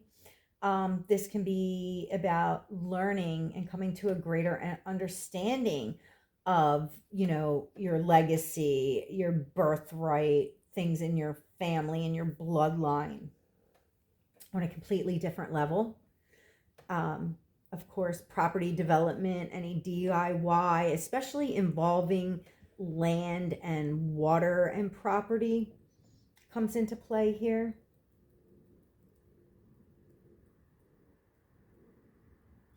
And then again, we have Pluto in Aquarius, Neptune in Aries, and Uranus in Gemini, all working together harmoniously at this time, helping the rebirth of humanity, giving power to the people, enabling people to step into their power. There's a very regenerative influence with this. Again, about following your intuition, following a spiritual path. Even if you don't know where you're going or where you're headed, it's more about the journey and not the destination. Don't overthink it. Don't overanalyze it. Be able to go with the flow. I also see lots of people coming together with common interests that have new and different ideas and their plans to change the world and transform their communities. We could see new trends and trendsetters cropping up at this time, and new forms of leadership, and being inspired to make important contributions or important changes. So the weekend after that, 12th, 13th, it's a pleasant weekend, and you can get a lot of work done if you choose to, or you can simply just enjoy yourself and have like a fun date night or something. And that kind of continues into the week ahead, September 15th. We have a nice aspect between Venus and Leo, Mars and Libra. This can be another fun date night. This can also be about creative collaborations, and connecting with others on a creative level or in a romantic sense. Okay, I see that the 16th is another day for healing. There's a lot of Chiron aspects floating around this day that may, you may not be feeling your best, or your weaknesses and vulnerabilities are highlighted and triggered, or you may be at odds with someone or something. It's time to really confront your weaknesses. And again, it's a day for healing. If you want to schedule an appointment with your favorite healer, hint, hint, then do that.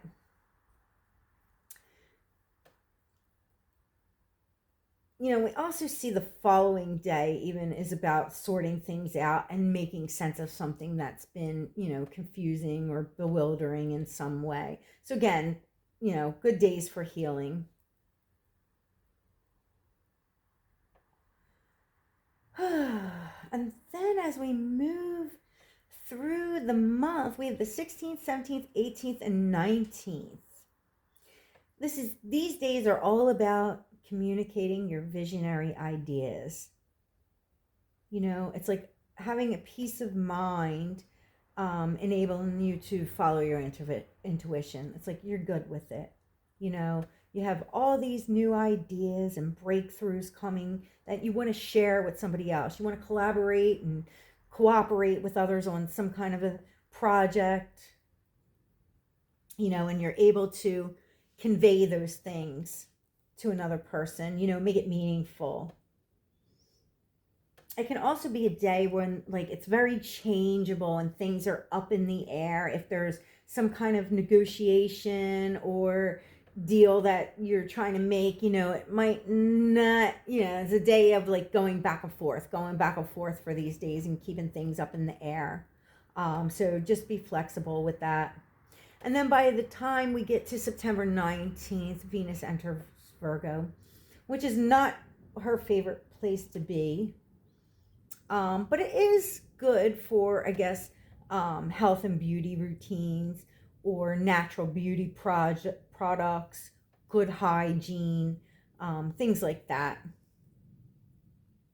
And now Venus makes the rounds to all of the outer planets for the next few days, which is very much about correcting your vision and seeing things as they are and not as you want them to be. That doesn't mean, that the situation is lost or it's hopeless or it's never going to be what you want. You can work at it to make it what you want, but don't assume that it's already there. Like you got to see it for what it is. This can also be about streamlining some type of a process. And again, making sure that things are, efficient and functioning smoothly. You can initiate connection or contact with someone and cooperate with those that can help you to bring your visions into manifestation, bring things into being, help you bring form to your visions. The 20th can be a day that there's unexpected meetings and conversations, running into people kind of unexpectedly or, synchronistically, like, oh, look at who I ran into. And, just in your everyday, day-to-day routine. Maybe you want to do something different and take new and different routes. Again, with Venus and Uranus, there can always be shakeups and breakups where relationships are concerned or where finances are concerned.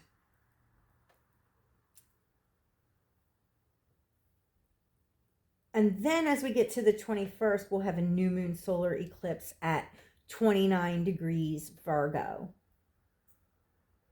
And this is a south node eclipse. So even though it's a new moon, which signifies a new cycle, with the south node eclipse, there's something related to the past. And it's also in the 29th degree, which puts an emphasis on endings, that there's something coming to a close.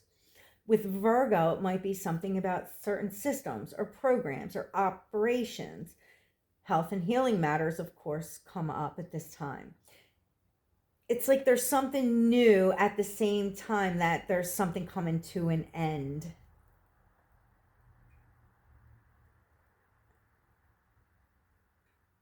This Saturn is also in the final degrees of Pisces, so it's opposite this eclipse. And it gives a very sobering vibe to this eclipse. It's not a lighthearted time at all. Again, a bit of a reality check. And then Neptune in Aries is also opposite this new moon solar eclipse, even though it's out of sign. So there can be a lot of like overwhelming confusion going on at this time, can be even more emotional, can also be very spiritual and intuitive and about following your intuition and following a spiritual path. It may be revealing something that's wrong and projecting it outwardly so that you're able to correct it.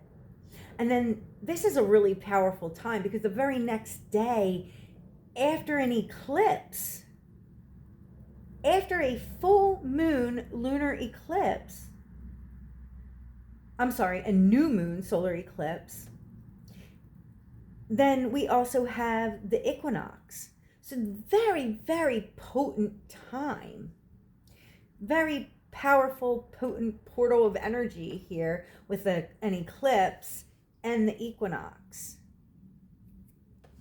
So we'll have an energy shift with the equinox as the sun enters Libra and highlights agreements, compromise, relationships, and cooperation. And then Mars enters Scorpio, bringing a lot of intensity. It's very passionate, Mars and Scorpio, very intense and penetrating type of energy here.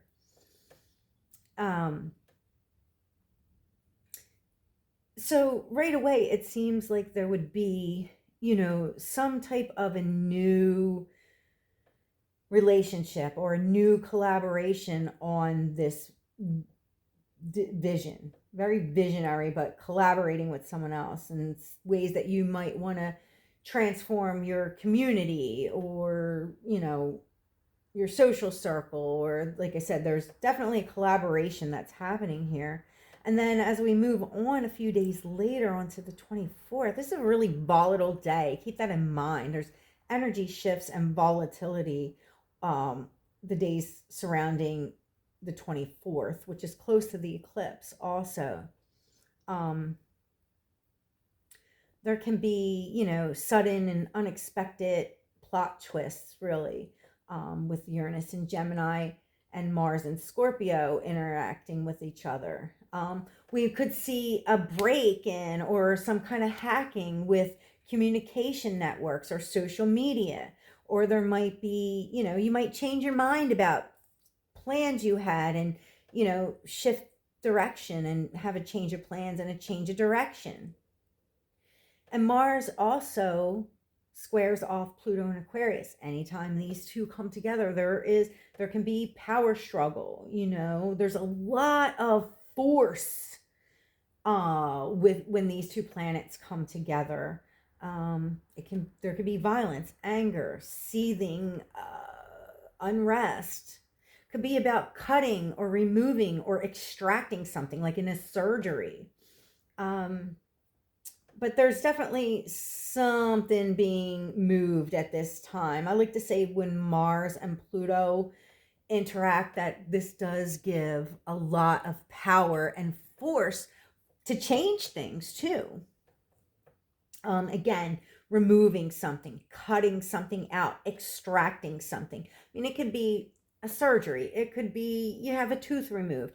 It could be you're removing yourself from a situation that is toxic. There's a lot of different possibilities with that. And that pretty much concludes September. Now, as we get into October,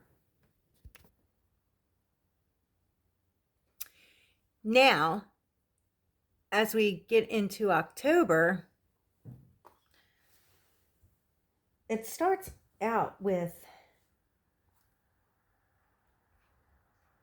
Mercury in Libra and Jupiter in Cancer in a square. It's very much about collaborations and growing support.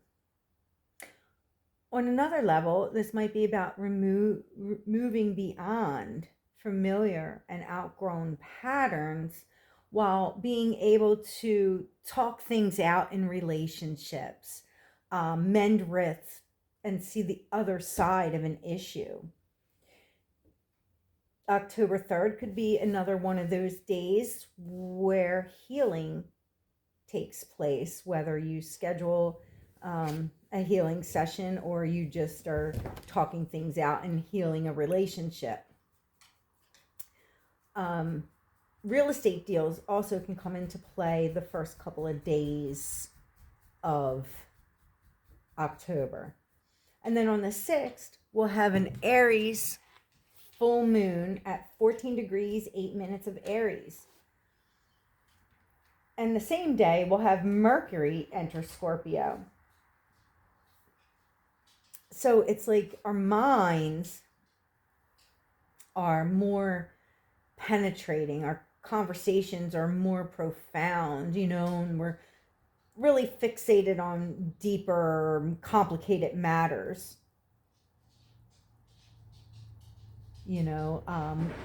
May have obsessive thoughts at this time.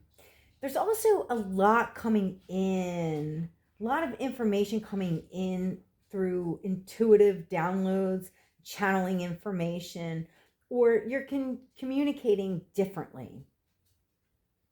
You're learning to listen and to follow your intuition and to listen to your intuition. And it's kind of like sort of like flexing those muscles, using them more, As we move on, October 8th, is a bit of a reprieve from all of the intensity, as Venus in Virgo and Jupiter in Cancer have a nice harmonious aspect there. If you want to do a lot of work, you can certainly organize things in your home, make things more functional and working more smoothly. You could do self-care and, healthy beauty routines and health routines and things like that. It's a good use of that energy too. But again, it's a bit of a reprieve from all of the intensity of the Scorpio new moon. Putting your mind at ease a little bit more. October 9th is another day to schedule healing. As we move on through the 11th, we have a Venus-Saturn opposition. And this is very much about our responsibilities in relationships and our obligations to others. This can highlight long-term relationships. But on another level, this may be about your paid skills and experience and expertise, and your competence, and attracting others that want to pay you for that. October 13th, Venus enters Libra, and she's on her own home turf again, so she feels good. This is all about relationships and cooperation and collaboration and reciprocation, socializing and social graces and beauty and refinement. Venus is very strong in Libra. And now she makes her rounds again with all the outer planets, starting with opposing Neptune and Aries. And this is a bit of a softer influence too. It's like softening the ego and being able to connect and collaborate with others. Again, seeing the other side of the issue, seeing the other side of a situation, moving from, solo operations in like solitude to togetherness and collaboration and things like that. Perhaps you're working on some kind of creative endeavors, creative project or something. This same day, Pluto goes direct. But then interesting, and I think this is in play for like the next several days, we'll have an air grand trine. So this is a triangle in the sky, in the air signs. And it's a very social time.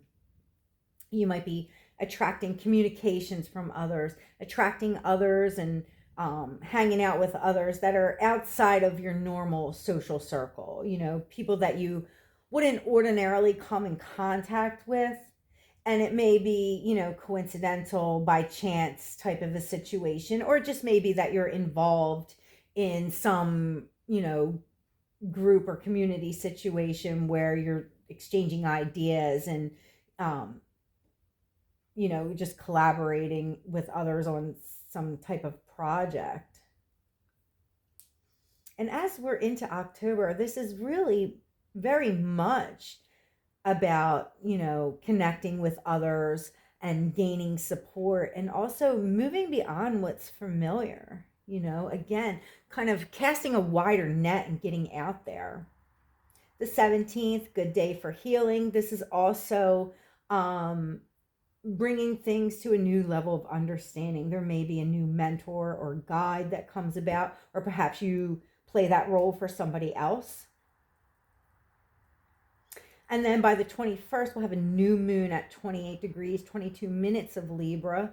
Again, highlighting relationships, connections, cooperation, collaboration, reciprocation, bringing things into balance. Justice is also a Libra word. So we want to make things fair, right? Make sure there's a fair amount of give and take. And actually, even justice with the law comes into play. And Jupiter is also nudging this new moon. Jupiter likes things to be fair and has to do with the law as well. But this can also be about some kind of a land deal or agreement, real estate agreements. This could be about land and real estate development and agreements that have to do with that. On another level, again, there's more collaboration, connection, cooperation with others, and just growing and developing support, gaining support for whatever it is that you're doing.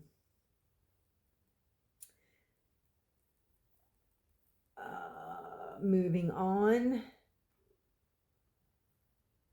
Okay, October 22nd, an energy shift as the sun enters Scorpio for the next couple of weeks, and then we're into Scorpio season. And then the sun now starts to, interact with some of the outer planets. Scorpio is all about death and rebirth and renewal, rising from the ashes, right? About power. And so the sun on the 23rd interacts with Uranus and Gemini, and I feel like this is very much about adjusting your perspective, focusing on power, focusing on renewal, and shedding an old skin, and like I said, changing your perspective on something. The 24th is a power day. There's a lot of radical changes and forceful things that can happen on this day. A lot of intensity, perhaps power struggles on this day. It's a day that you can, as I like to say, move mountains, if you can get past the intensity. I also see perhaps deep discussions that happen at this time, that enable you to move beyond certain patterns, move beyond the past, see things in a new way. October 27th and 28th are both days of healing and recovery. I see like the 27th, it looks like this is a day of healing, of removal, extraction, surgery, and this can be also on an emotional, psychic, or mental level. It doesn't necessarily have to be like a physical thing. But then the very next day is all about a rapid recovery and growth and healing and progress and all of that kind of stuff. So, and that kind of continues for a few days, as we get on to the 29th. There's a lot going on the 29th, a lot of different things going on the 29th. And this is about taking a deep dive into your thoughts and being reflective. It's an emotional time. There might be topics discussing like life and death situations, deep conversations. There's also like a psychic awareness that's really tuned up now. Like you can feel the undercurrents and the subtleties. You're able to perceive things that maybe aren't said, it's in the pauses and the things between the words that aren't being said that you're picking up on quite easily, perhaps. And then as the day moves on, Mercury moves out of this pattern, moves into Sagittarius, and really it's just like able to like lighten your mind a bit. You're looking on the bright side, you're thinking more positively, you're being more open-minded about things. On that same day, like I said, there's a lot going on this day. Then Mars and Saturn are in a favorable aspect, and I feel like this is about initiating a close contact and wanting to share and build long-term bonds and building trust and long-lasting emotional bonds. There can also be at this time, some surprising news or some new discovery or unexpected visitors that come about during this day. The 29th, like I said, is a busy day. It's a mixed bag. There's a lot going on that day. Okay, and that basically closes out October, and then as we get into November, starts out with a day of healing, specifically healing relationships. Again, if you want to schedule healing sessions, that would be a day to do that. This can also be about looking for loopholes or for a way out of some kind of a contract, some kind of agreement, or even looking for a way out of a relationship.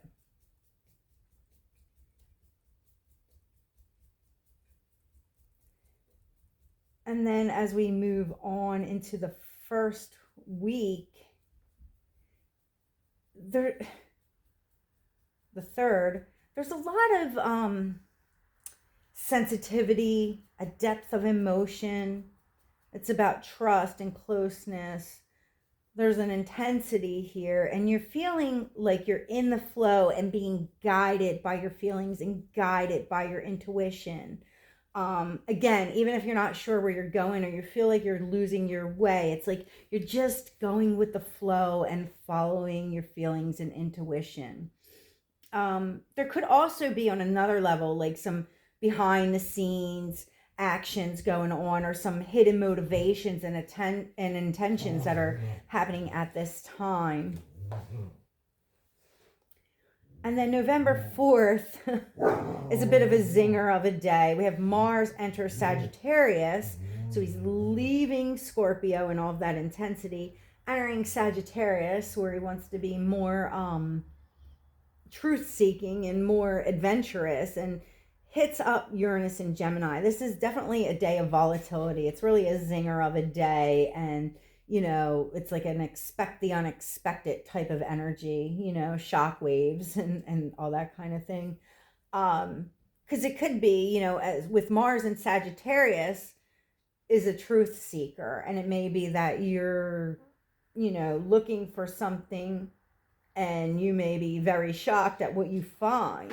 It's like awakening to the truth about something, We can also see the bubble burst in some way.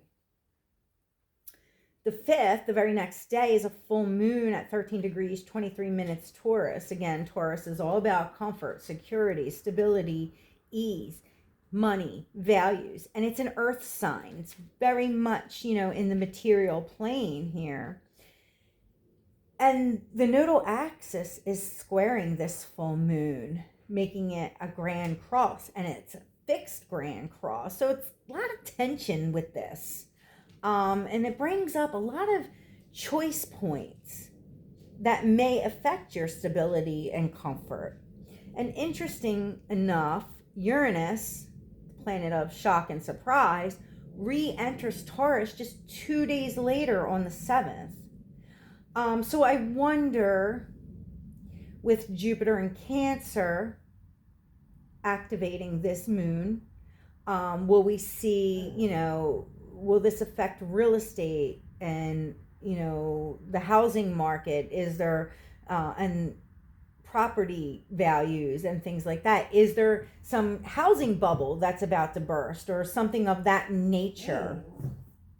Because it looks like, there's really a lot pushing, expansion to go further and further and further, to advance further and progress further out. And there's a lot of power for changing things too. So we'll have to keep our eye on that time. It's a very interesting time, to say the least.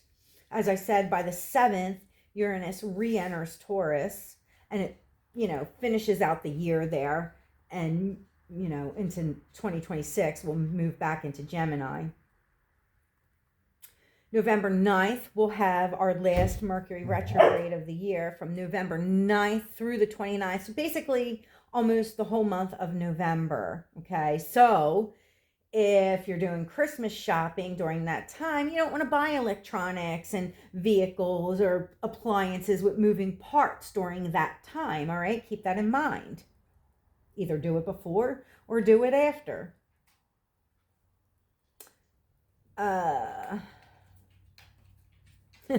November 12th is an interesting day, as Mercury retrograde and Mars are in a conjunction in Sagittarius.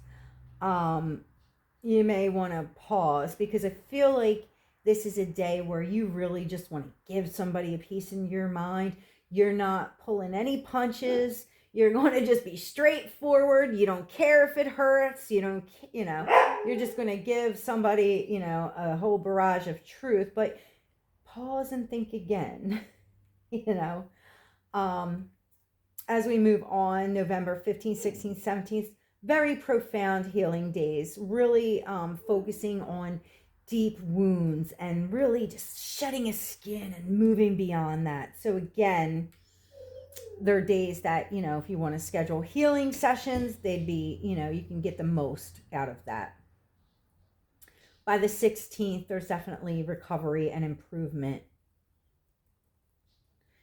Now, November 16th and 17th, we have a beautiful water grand trine in the sky. Another one of these grand trines. We've had a few of them this year.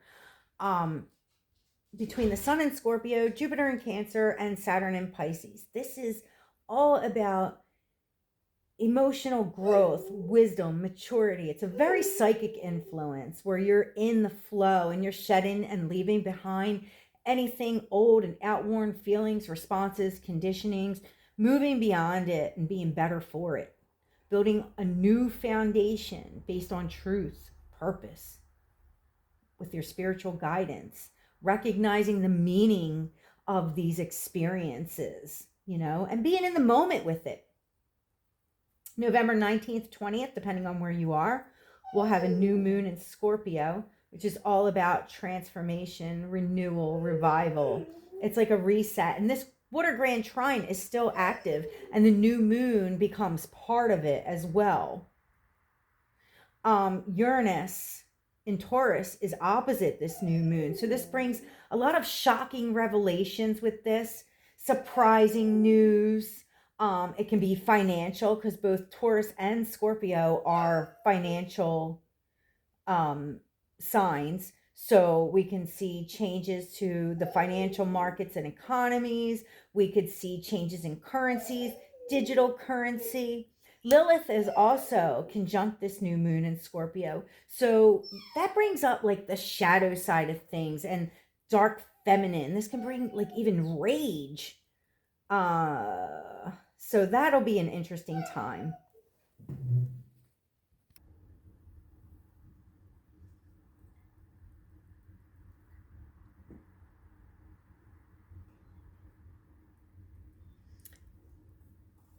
As we move along onto the 20th of November, we have this longer influence, but it's peaking on the 20th with Uranus and Taurus and Neptune and Pisces working together.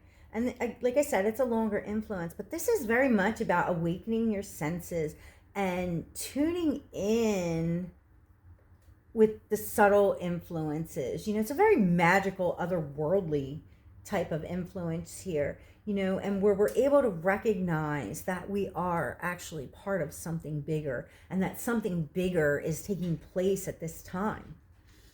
We could also see, you know, earth, sky, and weather anomalies, whether there's flooding, leaks, oceans, you know, rivers, lakes, marine life, anything to do with water, earthquakes, any kind of sky phenomena, whether there's, you know, galactic stuff happening in the skies, you know, whether there's auroras and you name it, it's all on the table basically. And then November 22nd, we have Mercury retrograde in Scorpio entering this grand trine, as I talked about. I mean, this grand trine's in play for several days. Again, a very psychic influence. You may be revisiting something, being reflective and meditating on something. But again, in the flow state for sure. And then the 23rd is another power day. Growth and progress can take place.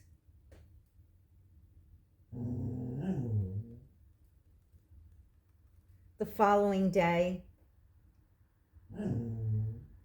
actually the next few days are again days of healing.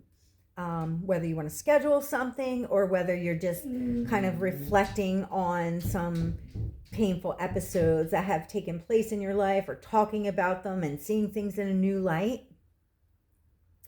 Discussing relationships, you know, 24th, 25th, 26th. By the 26th, Venus in Scorpio now enters this water grand trine. And this is very much about soul connections, spiritual bonds, relationships that are full of trust and support, feelings of belonging and protection, having a reliable foundation, things that are long term, or things that feel karmic or from another time, another space, in infinite time. So that's really interesting. November 27th, Saturn turns direct. The 29th, Mercury's direct. Then you can, start your Christmas shopping of, electronics if you haven't done that in October. And then the 29th, also Venus in Scorpio opposes Uranus in Taurus. This is another day of those shakeups, breakups, having to do with relationships or finances. Again, there's surprises. There could be, and when I say that, it doesn't necessarily mean it's negative either. There can be a magnetic attraction or some spontaneous connection, some soul connection that takes place at that time. And that basically closes out November. And then December, we'll have a full moon in Gemini at 13 degrees, 4 minutes. And this is very much highlighting communication and information. Your mental processes, your mindset, your beliefs. Also, anything to do with the news, media, social media, facts, data, reports. Mercury, the ruler of this full moon, is in Scorpio and is into this water grand trine again. So it's about not just thinking things. It's like taking our mindset to another level. We're not just thinking things anymore. We're now using more intuitive guidance.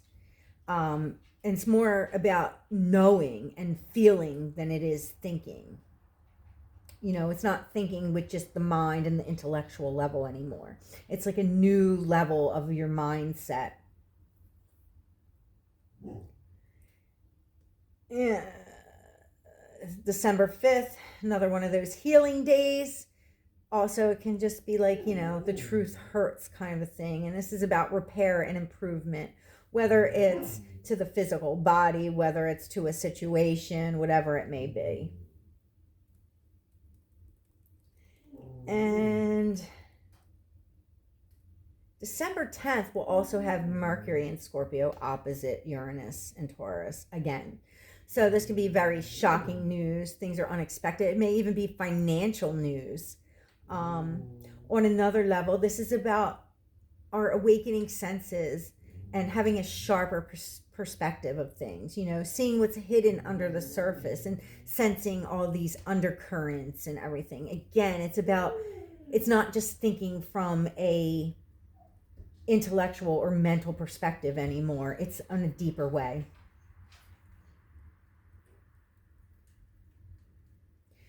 December 13th. This is a bit of a tense day as you're really making extraordinary efforts to shift out of your comfort zone. You might be just pushed out of it too. On a financial level, there could be a rapid inflation and changing costs, currencies, economies, and financial markets. What else do we have? December 15th, Mars enters Capricorn. So that's a pretty good energy shift. Mars is strong in Capricorn, where you want to pursue your goals. You're in pursuit of success and what you can attain and accomplish. Your energy is more focused. You have disciplined actions. You're accountable for your actions. And you're focused on the long term and what is actually possible. So Mars is strong in Capricorn. December 16th is a bit of a downer day, feeling a little bit weighed down by responsibility, or it may just be that you have a time and scheduling crunch. The 18th of December is a good day for scheduling healing. And then the 19th, we'll have the new moon at 28 degrees of Sagittarius. And this highlights relationships again, as we have Venus, Juno, the sun, and the moon all conjunct in Sagittarius. This is on relationships that are honest, genuine, healthy, that promote growth, that there's room to grow within the relationship, that it doesn't become, so confining and stale, that you can't grow and you can't move. There's room to grow here. This is about having understanding and give and take and reciprocation in relationships too. We'll have the winter solstice on the 21st of December. And then that same day is the solstice day is another day of healing and leveling up, as Jupiter in Cancer is square Chiron in Aries. This can also be about a mentor or a guide that comes about, that helps you to grow in some way, that helps you to understand something in another way. It's about a bit of an evolution and a way into something new. And then Christmas Eve, Venus enters Capricorn, and that's really becoming clear that your values are shifting, as you appreciate more genuine connection now, because you recognize your worth and that you prefer things that stand the test of time. You prefer quality over quantity when Venus is in Capricorn. And that goes with, it's Christmas, right? So if you celebrate that, that also is about the company that you're keeping at that time, the traditions that you're practicing at that time, the gifts that you're getting or giving, you could skip all the fluff and just get to the things that matter and the people that matter. And then as we close out the year on December 29th, 30th, we have a Mercury square Saturn, and this is about focusing your big ideas and your plans, and curbing your enthusiasm a bit, sort of seeing what is possible, what you can do, making realistic plans and the proper adjustments. It's not just like, oh my God, we can do all this stuff. It's like honing it in a little bit. And that closes out 2025. Of course, as these events come closer, I write and talk more about them. So, if you read my blog posts or you're in my coaching classes or we work one-on-one together, then we will talk more about that in more detail and more specifically about what it means to you. But that concludes everything for now, and I thank you so much for joining me and sharing your time with me. I appreciate you, and I will talk to you again soon. Bye.